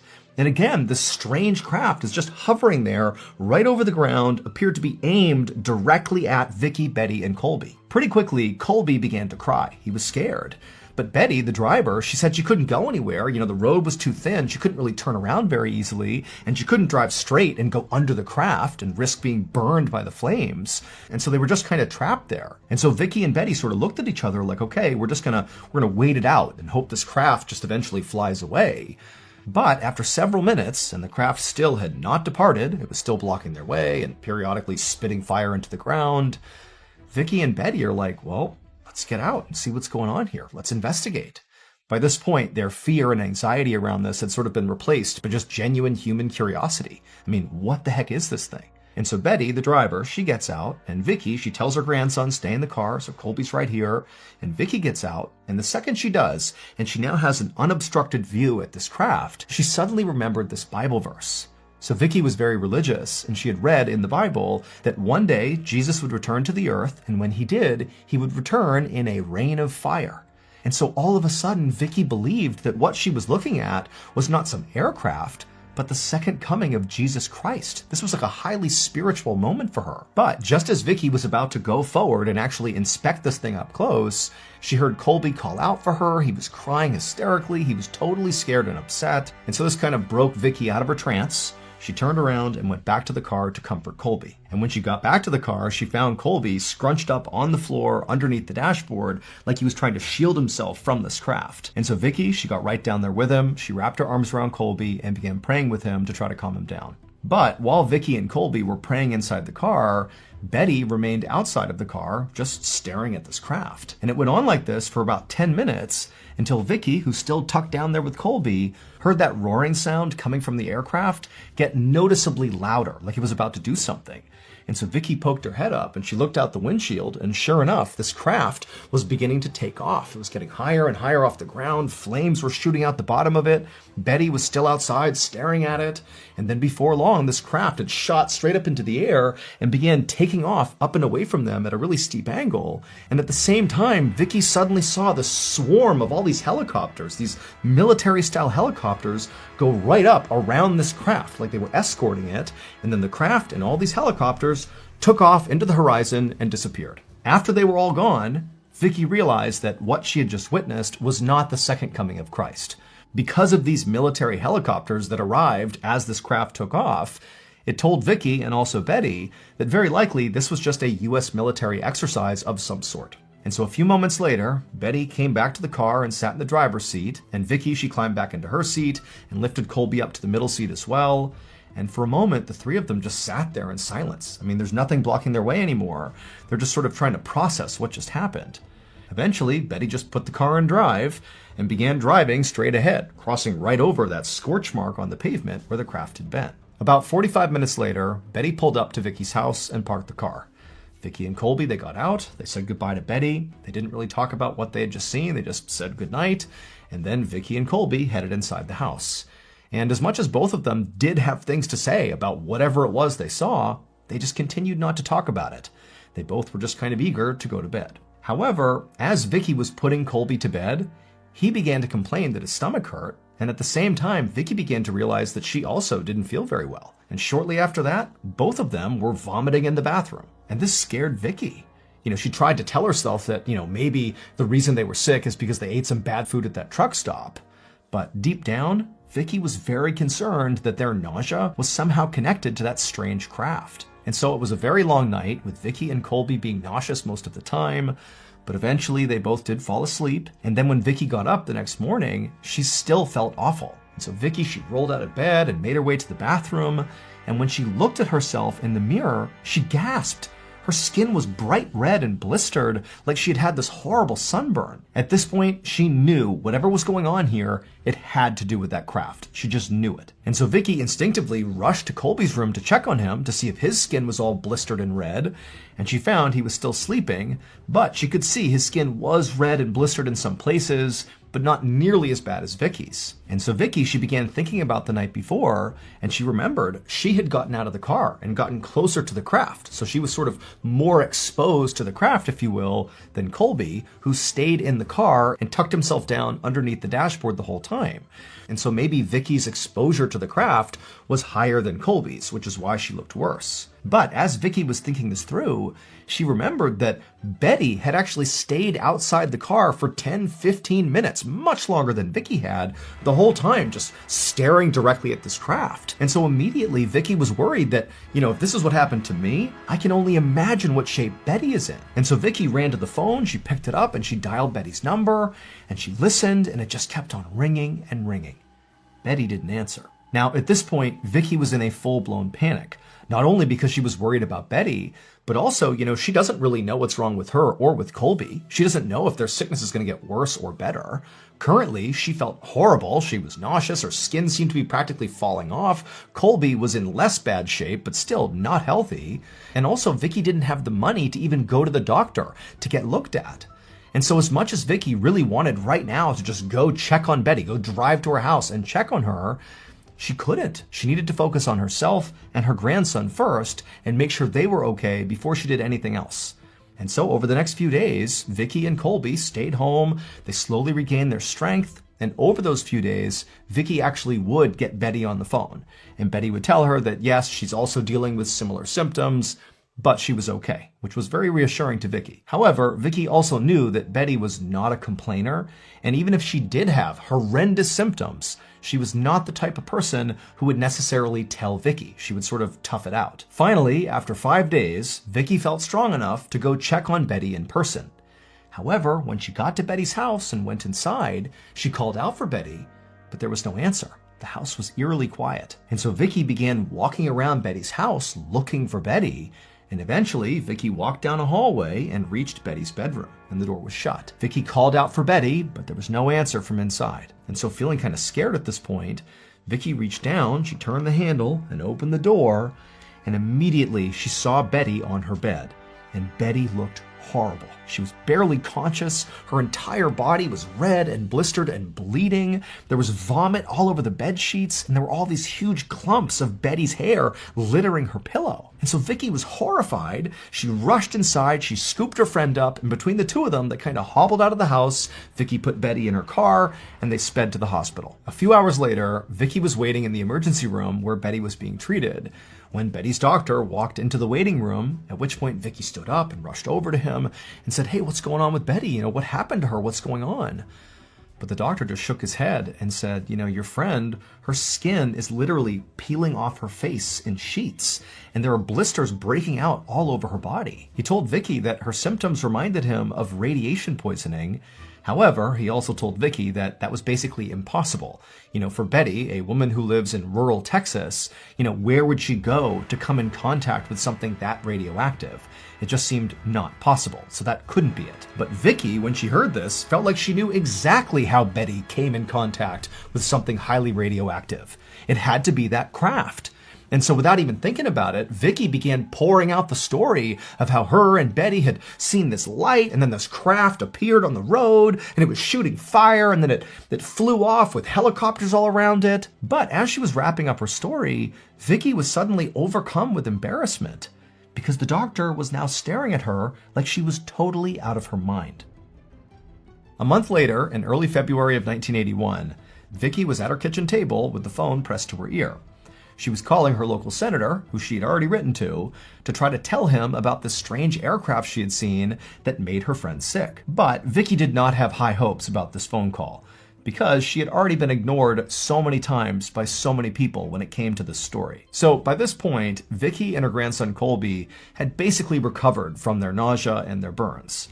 However, Betty had not recovered. She was still cycling in and out of the hospital. She was in constant pain. She still had burns all over her. And in fact, because of all these symptoms, she had had to move in with her brother. Now, Vicky was certain that all these symptoms Betty had were radiation sickness caused by the radiation from this aircraft they came in contact with.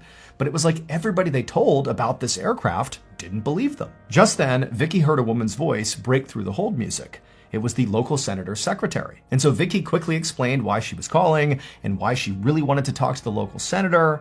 But the secretary just told Vicky that, yep, she'll pass this along to the senator and he'll be in touch. And then she hung up. And for Vicky, this was the moment she snapped. She felt like trying to navigate the proper channels to try to figure out what this aircraft was and what happened to Betty was not working, because clearly nobody was taking her seriously. And so Vicky slammed the phone down and just sat there frustrated, having no idea what to do. But as she sat there, Vicky remembered there was actually one place she had not called yet, specifically because she didn't want to call this place. It was a UFO research center. And Vicky hadn't called because she did not believe the craft she had seen was a UFO.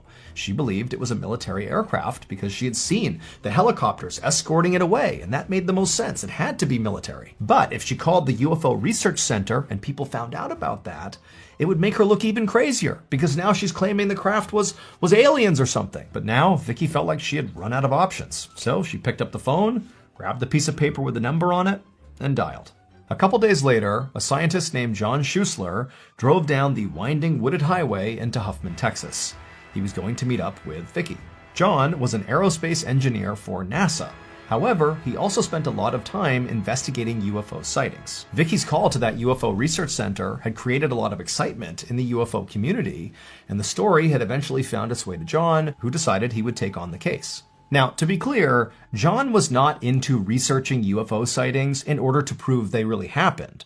Actually, it was sort of the opposite. He would look into reported UFO sightings in order to prove they were not UFOs. He would find a rational, scientific explanation that debunked the sighting. That's sort of what he did. And so with Vicky's case, that was his intention, to go to Huffman, Texas, talk to Vicky, and explain away with science and rationale what happened here. That this was not, aliens. This was something ordinary, like a government aircraft. And so John eventually got to Vicky's house, and he went inside and he chatted with Vicky, and she talked him through all the details of the story.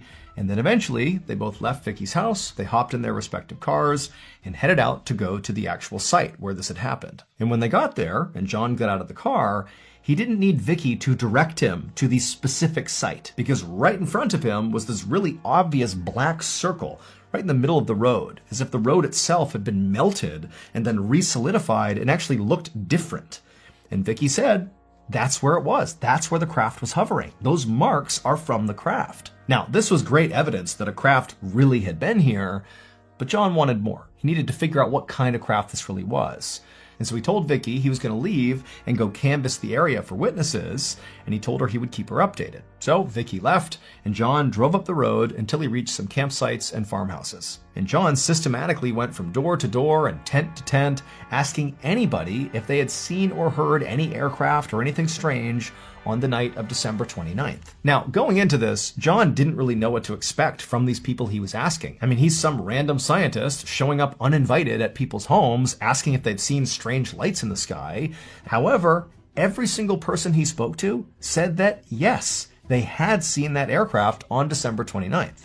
However, they were obviously just farther away than Vicky and Betty and Colby had been. So now, John felt like he had enough information to speak directly with military officials. However, when he contacted all the military bases in the area, all those officials he spoke to told him absolutely that on December 29th, there were 0 military operations happening. John found this very frustrating, because to him, it seemed very clear that these officials were just lying to him.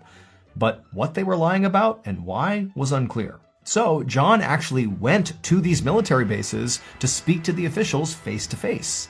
And when he did, he showed them all the witness testimonies saying what they had seen on December 29th.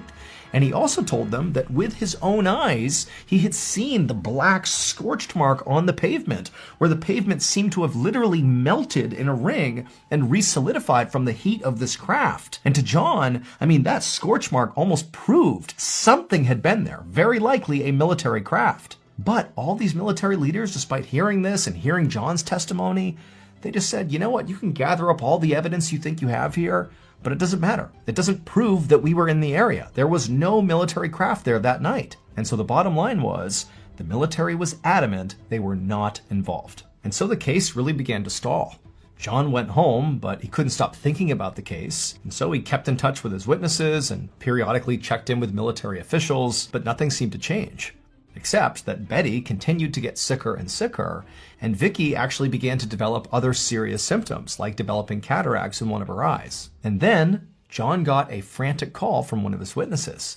They told him they had just seen something truly incredible. And as John listened to the story, he felt his heart sink, because now he knew the military had been lying to him about being out there on December 29th. Clearly they had been, and very likely it was their aircraft that had made Betty, Vicky, and Colby so sick. But now, John also knew that any hope he had of proving this was now literally gone, because the witness told him that black government vehicles had rolled up to the incident site out on that road, and they'd come along with construction vehicles, and for no clear traffic-related reason, they had cut up one particular stretch of that road, taken it with them, and left. And that particular stretch of road that was removed just happened to be the exact spot where that scorch mark had been left by the craft. It was like they were taking the evidence and getting rid of it. Now, John himself was not able to literally go back to the road and see for himself where the pavement had been cut. However, not long after John learned this information, a group of UFO scientists descended on the road to find this scorch mark, or to prove it had been cut out and taken away like the witness had said. And sure enough, when they got out there, they didn't find the scorch mark. Instead, they found nice, fresh, brand new pavement. The strange event that Vicky, Betty, and Colby experienced on the night of December 29, 1980, is widely considered to be one of the most famous and credible UFO sightings of all time. It's now known as the Cash Landrum incident, after Betty and Vicky's last names, and to this day, nobody has been able to come up with a rational explanation for what happened if it wasn't a UFO. To this day, the US government maintains that they did not have any military operations happening on December 29th. However, they did say when it comes to cutting out the road and paving over it, that was just for routine maintenance. They were not trying to hide evidence. As for Vicky and Betty, over the years, their health continued to deteriorate. They ultimately filed a lawsuit against the government, but because they couldn't actually prove that the aircraft even existed or that it caused their health problems, Their lawsuit was ultimately dismissed. Both women would eventually die from cancer, which Colby believes is a direct result from radiation exposure. As for Colby, he's still alive and continuing to seek answers. Early on the morning of January 12, 1765, a 12-year-old boy named Jacques Portufis sat up suddenly in his bed, breathing hard. The room was pitch black that he was in, but he could feel he was sweating and his heart was racing, and he tried to shake his head to kind of wipe the nightmare he had just had from his mind, but he just couldn't do it. All he could think about was how in this nightmare, something had been chasing him, and he had been running for his life, and he was trying to get away, but whatever this thing was, this horrible beast that was following him, it just kept getting closer and closer and closer until it finally got him, and that's what woke him up. Jacques reached up and touched his face, and he realized he was crying, and he quickly wiped the tears away because he didn't want any of his brothers or sisters to see that he was crying. Jacques was the oldest of 8 kids in his family, and all of them slept in the same small room on straw-filled mattresses inside of their family's little cottage in the southern French province of Gévaudan. And so, Jacques, he's looking around the bedroom to make sure none of his siblings had woken up and seen him in this state, and he was relieved to see that they were all still fast asleep. Everybody made fun of Jacques for being a scaredy cat, for being a coward. And to Jacques, this really hurt his feelings because on some level, he knew it was kind of true. In fact, just a couple of months earlier, he had lost in a physical fight with a much younger boy, and afterwards, Jacques had cried, and the whole town had seen this happen, and so afterward, all the kids began calling Jacques the wet chicken, and even Jacques' brothers and sisters began joining in and calling him the wet chicken, and really making him feel totally ashamed. And it wasn't like the adults in this village were stepping up and protecting Jacques, because to them, Jacques was kind of like a liability. In this part of France, the winters were brutal. People died all the time in this village from the weather. And then the summers brought all these outbreaks of disease, which wiped out even more people in this village. And so by and large, where Jacques lived, it was kind of like the survival of the fittest. And many kids didn't live that long unless they were really hardy and tough, like their parents who had managed to survive for that long. But Jacques was just not like that. He was very gentle and peaceful, yet somehow he had survived. And Jacques really was not trying to become this kind of macho guy. Instead, he really wanted to be a priest, like his uncle. But his uncle lived far away, and so it was tough to see his uncle all that often, to learn about, how to become a priest. But any time Jacques did get a chance to actually see his uncle, he would have a chance to read all these books and study alongside his uncle. And so for a little while, it was like Jacques was transported away from the hardships of his village to the life that in many ways he wished he had. A quiet, peaceful, very studious life. But deep down, Jacques felt like there was no chance he would ever actually escape this little village where he effectively was an outcast. Even though the sun had not risen yet, Jacques just sat on his bed and couldn't fall asleep again after waking up from this nightmare. And so just sitting there in the dark and the quiet, Jacques began to think about what he had to do later that day when the sun did come up. And like usual, Jacques started to feel afraid. And so Jacques eventually just laid down with his eyes open, and he laid there until dawn when one of his younger brothers, named Jean, who was 8 years old, rolled over and pushed him and said, "Hey, wet chicken, it's time to get up. It's our day with the sheep. Let's go." Jacques scowled at his younger brother and shoved him back, but not that hard, because Jacques never really shoved anybody that hard, no matter what they did to him. And then both boys hopped out of their bed, they wolfed down some bread and cheese, and then headed out the door. As soon as they were outside, Jacques noticed that the village was much quieter than it normally was. But then again, these days, villagers did not leave their homes unless they absolutely had to. And so Jacques and Jean made their way away from their cottage down the dirt road to the pen where their family kept all of their sheep. And the boys opened up the gate and then used their staffs to kind of corral the sheep out of the gate back onto the road. And as the sheep kind of bleated and baaed and bumped into each other, the boys worked hard to kind of organize them on the road. And then once the sheep understood which direction they were going, towards the forest, a very familiar walk for the sheep, they kind of fell into line and just began walking very casually, like they knew exactly where to go. And once the sheep had fallen into this kind of routine rhythm, Jacques and Jean fell in behind them and just walked quietly after them. And as the boys walked, they both constantly kept looking left and right and ahead of the sheep and behind them, constantly scanning for danger, because they knew something was out here. For months now, children all across this province in France, Gévaudan, had been going missing. They'd go off into fields or pastures, like when they're moving their family's livestock around, and the kids would just vanish. And then sometimes, if they were found again, they'd be found totally mutilated far from where they should have been. The attacks on these kids across Gévaudan had begun a year earlier on June 30th, 1764. On that day, a 14-year-old girl, who actually was the older sister of one of Jacques' friends, had disappeared and then been found again later that day, partially eaten in a field near her home after she had not come home with the family's cattle. Now, of course, this was very tragic, but to this point, there had not been any other attacks, so there was no pattern here, and so the assumption was she must have been attacked by a wolf, which did happen, and often to children, because kids at this time in France were often in charge of tending to their families' grazing animals, the way Jacques and Jean were going out with their sheep. You know, these kids were small, they couldn't really defend themselves, and if a wolf set onto them, there was very little they could do. But 5 weeks after this 14-year-old girl was found dead and mutilated in the field, 2 more teenagers were also found mutilated and dead in a field. And really, this was only the beginning. As summer turned to fall that year, more and more kids went missing and then turned up dead in fields, partially mutilated. And the more these attacks happened across southern France, the more people thought to themselves, this can't be a wolf. Number one, wolves don't go on extended human killing sprees. That's just not a thing. And number two, if it was a wolf, they would be eating more of their victims. They wouldn't just rip their body to shreds and then leave them. They would eat the meat. And so by this early January day in 1765, as Jacques and Jean were setting out for the day with their family's sheep, the death toll from whatever was killing these kids was now well into the dozens. People in France had begun calling whatever was killing these children the Beast of Gévaudan, and stories about this creature began popping up in newspapers all over France. People all across southern France began forming these huge hunting parties to go out into the forests and the wilds of Gévaudan to find this creature and kill it, but they would always come back empty-handed. And then every now and again, a hunter would be out and they would see a huge wolf and they would kill it and they would declare that they had found and killed the Beast of Gévaudan.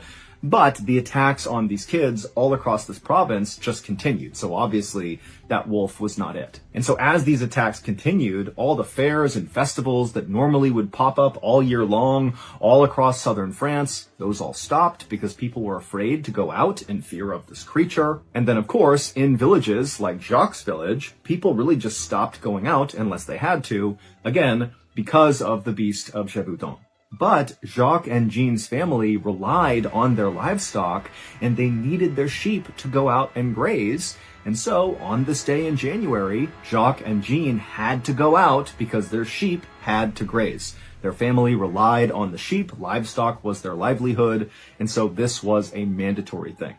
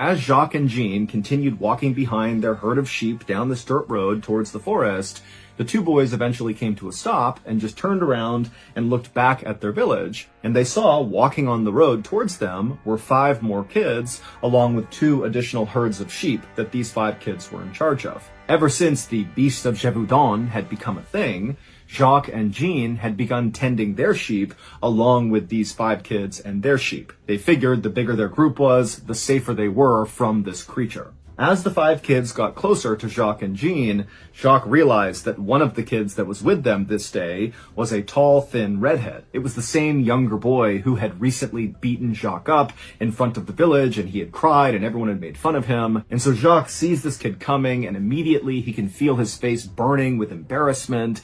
And then the boy, he sees Jacques, and he immediately smirks and begins flapping his arms like chicken wings. But once these 5 kids and their sheep joined Jacques and Jean and their sheep, they all kind of just went quiet, because none of them wanted to be out there. They were all scared of the Beast of Gévaudan, and the only reason they were together was, again, to be safe from this creature that was killing kids left and right. And so, in relative silence, all of the kids and their sheep just slowly walked together down this dirt path, and eventually they made it into the big forest, where just beyond the forest was the pasture where these sheep would graze. And as the group actually entered into the trees and it became dark and more quiet and kind of eerie, Jean actually tugged on Jacques' shoulder and said, "Will you please tell a story?" Because Jean was scared too. The kids were all scared, and they figured, if Jacques just told a story, it would take their mind off of how tense this moment was. And when Jacques heard this request, he actually smiled, because this was something he loved to do. He was a great storyteller. It was like his one strength.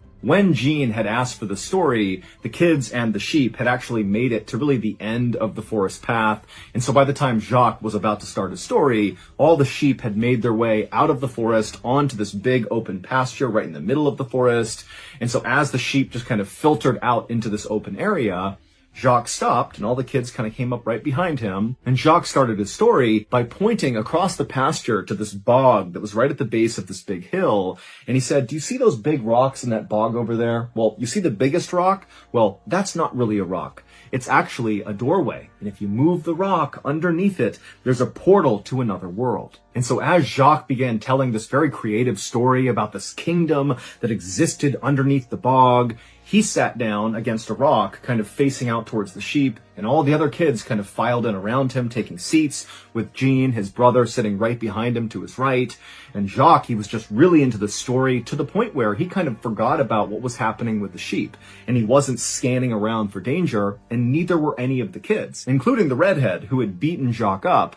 He wanted to act like he wasn't into his story, but in reality, he totally was, and he was just as interested in what was going on with the magical kingdom below this rock. And finally, when Jacques got to the end of his story, where this evil giant that had been tormenting the kingdom under the bog had been tricked by an orphan to try to go through this magical portal into their world, and the giant had gotten stuck in the doorway because he was so big, and he never tormented the kingdom again, and they lived happily ever after. When Jacques got to that point in the story and all the kids are totally locked in and not paying attention to anything else, 2 things happened in rapid succession. The first was, even though Jacques is telling the story and focusing on that, in the back of his mind, he registers hearing the sound of twigs breaking somewhere right behind him, almost like the sound of someone or something moving along the forest floor. And the second thing that happened was the red-headed kid who had beaten up Jacques, without saying a word, just stood up and began sprinting towards the pasture. And for a moment,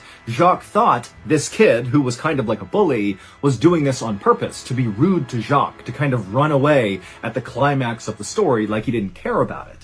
But then Jacques realized that he smelled something terrible behind him. But when Jacques turned around to see what was making this smell, he saw that his brother, Jean, who had been sitting right behind him to his right, was now gone, and where he had been sitting was just his staff laying on the ground. And for a second, Jacques just couldn't process what his eyes were seeing. He didn't understand how his brother could have gotten away from him without him noticing. But before Jacques could do anything, all the kids around him that were still there began screaming and pointing up towards this hill that was right behind them.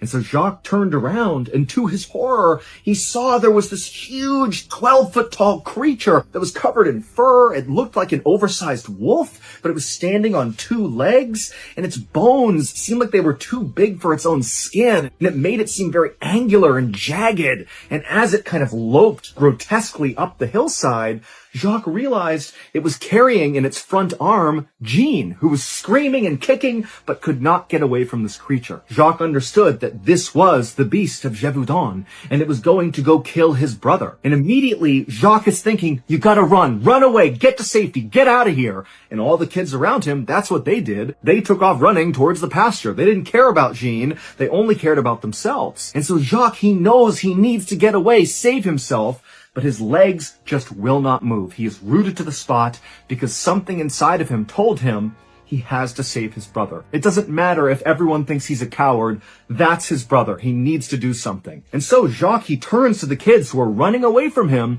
and he screams at them to stop, come back. And the kids were so surprised to hear this strong, authoritative voice coming out of the wet chicken that they did stop and turned around to see what he wanted. And he said, get over here. I have a plan.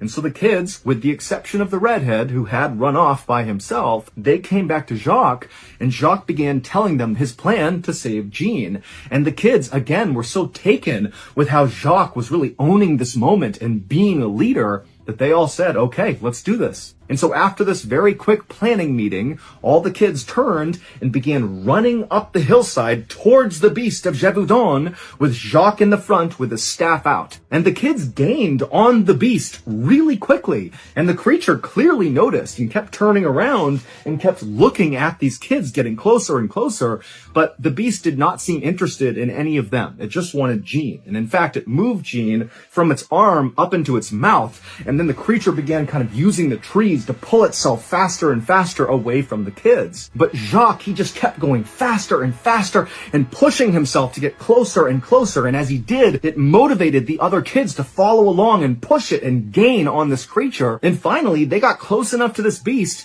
that Jacques yelled out to the kids, now! And they all fanned out around it and began smashing this beast with their staffs they used to shepherd their livestock. Now, none of their blows to this creature were doing any real damage, and the creature did not really seem fazed that the kids were now attacking it, but they were kind of able, with their strikes to this creature, to direct it and get it to kind of turn in the direction that Jacques had told them to make the creature go. And so the kids continued to beat and poke and corral this creature, and every time they'd hit it, the beast would kind of flail out with one of its arms, but it never really did anything because, again, it's really focused, obviously, on taking Jean. But eventually, Jacques' plan worked. He had corralled the creature to the top of the hillside, right over where that bog was, where those rocks in the middle were part of the story that Jacques had told about how there was this portal to another world. And once this creature was positioned where Jacques wanted it, he again yelled to the kids to do the next phase of their plan. And all the kids kind of fanned out to the top of the hill, and with their staffs, they beat and poked this creature down the hill into the bog. And as they did this, Jacques kept looking to see if Jean was alive, because earlier he had been screaming and kicking, but now there was blood all over his brother, and he was limp in the creature's mouth, and he wasn't making any sound. But Jacques didn't care. He wanted to get his brother back, dead or alive. And so finally, Jacques stepped forward from the group, and he wound up and he smashed the beast as hard as he could, hard enough that the beast actually kind of stumbled forward into the actual marshy bog.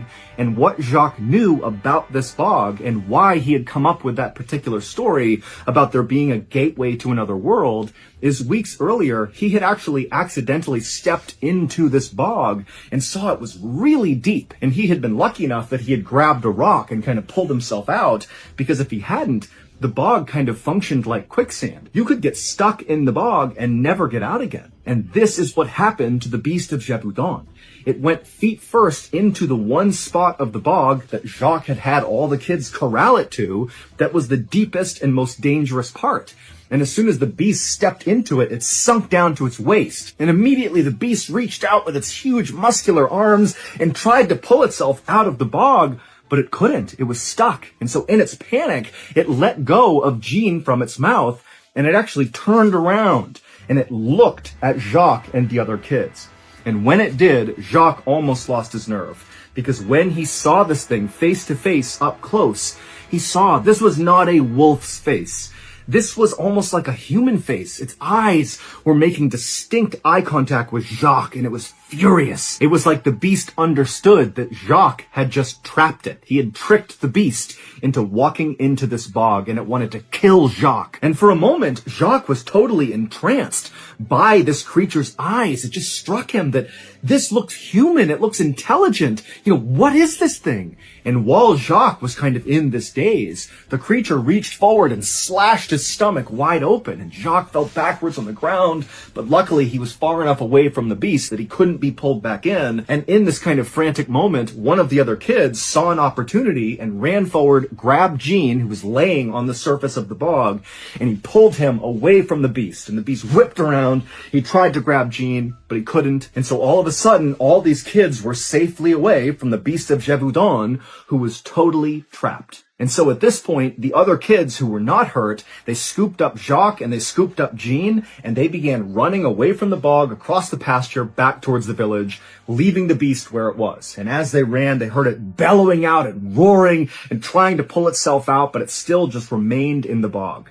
And finally, as they got back to that dirt path that led back to the village, they saw there was a group of armed villagers running towards them, because it would turn out the redhead who had ran off, he had told the village, and they were coming out to help the kids. And so as the armed villagers met with the kids, they told them where the beast was, stuck in that bog, and the villagers took off to go kill the beast. And then the kids, along with Jacques and Jean, they went into the village. They were put into a home and put on beds, by which point the village doctor had come over and began treating both of them. Jean was alive, but just barely. He had lost a lot of blood, and the beast had grabbed onto his scalp and really crushed his skull, but he would ultimately survive. As for Jacques, it was a very painful wound that he had sustained on his stomach, but none of his internal organs had been damaged, and so he would also survive as well. As for the armed villagers, even though they very quickly got out to that bog where the beast was, when they got there, the beast was gone. And the beast of Gévaudan would continue to kill people for another 2 years, until June 19th, 1767, when a hunter happened to encounter it in the middle of a forest, and he shot and killed it. And by that point, over 100 people had been murdered by this creature. The hunter would drag the carcass of the beast back into his village, and a doctor would perform an autopsy, but the doctor was unable to identify what kind of animal it was. It did kind of look like a wolf, a really huge wolf, but its body was just so misshapen and its bones were too big, and it clearly walked on 2 legs, not on all 4s, and so there was never any definitive information about what this even was and how this even happened. But when they opened up its stomach, they did find human body parts. Jacques was one of the only people to have ever survived an encounter with the beast of Gévaudan. And so he was celebrated all across France, and he quickly went from being the wet chicken to the little hero, and his story would reach as far away as Boston, Massachusetts. And in fact, Jacques' story was so well publicized that it eventually reached King Louis XV, and he was so moved by it that he invited Jacques to come meet him, and after meeting Jacques, he loved him and offered to pay for his entire education. And so Jacques would get to finally leave this little village where he never quite fit in, and he would move to northern France and enroll in a prestigious school there, and he would spend his days reading and writing just like he had always hoped for.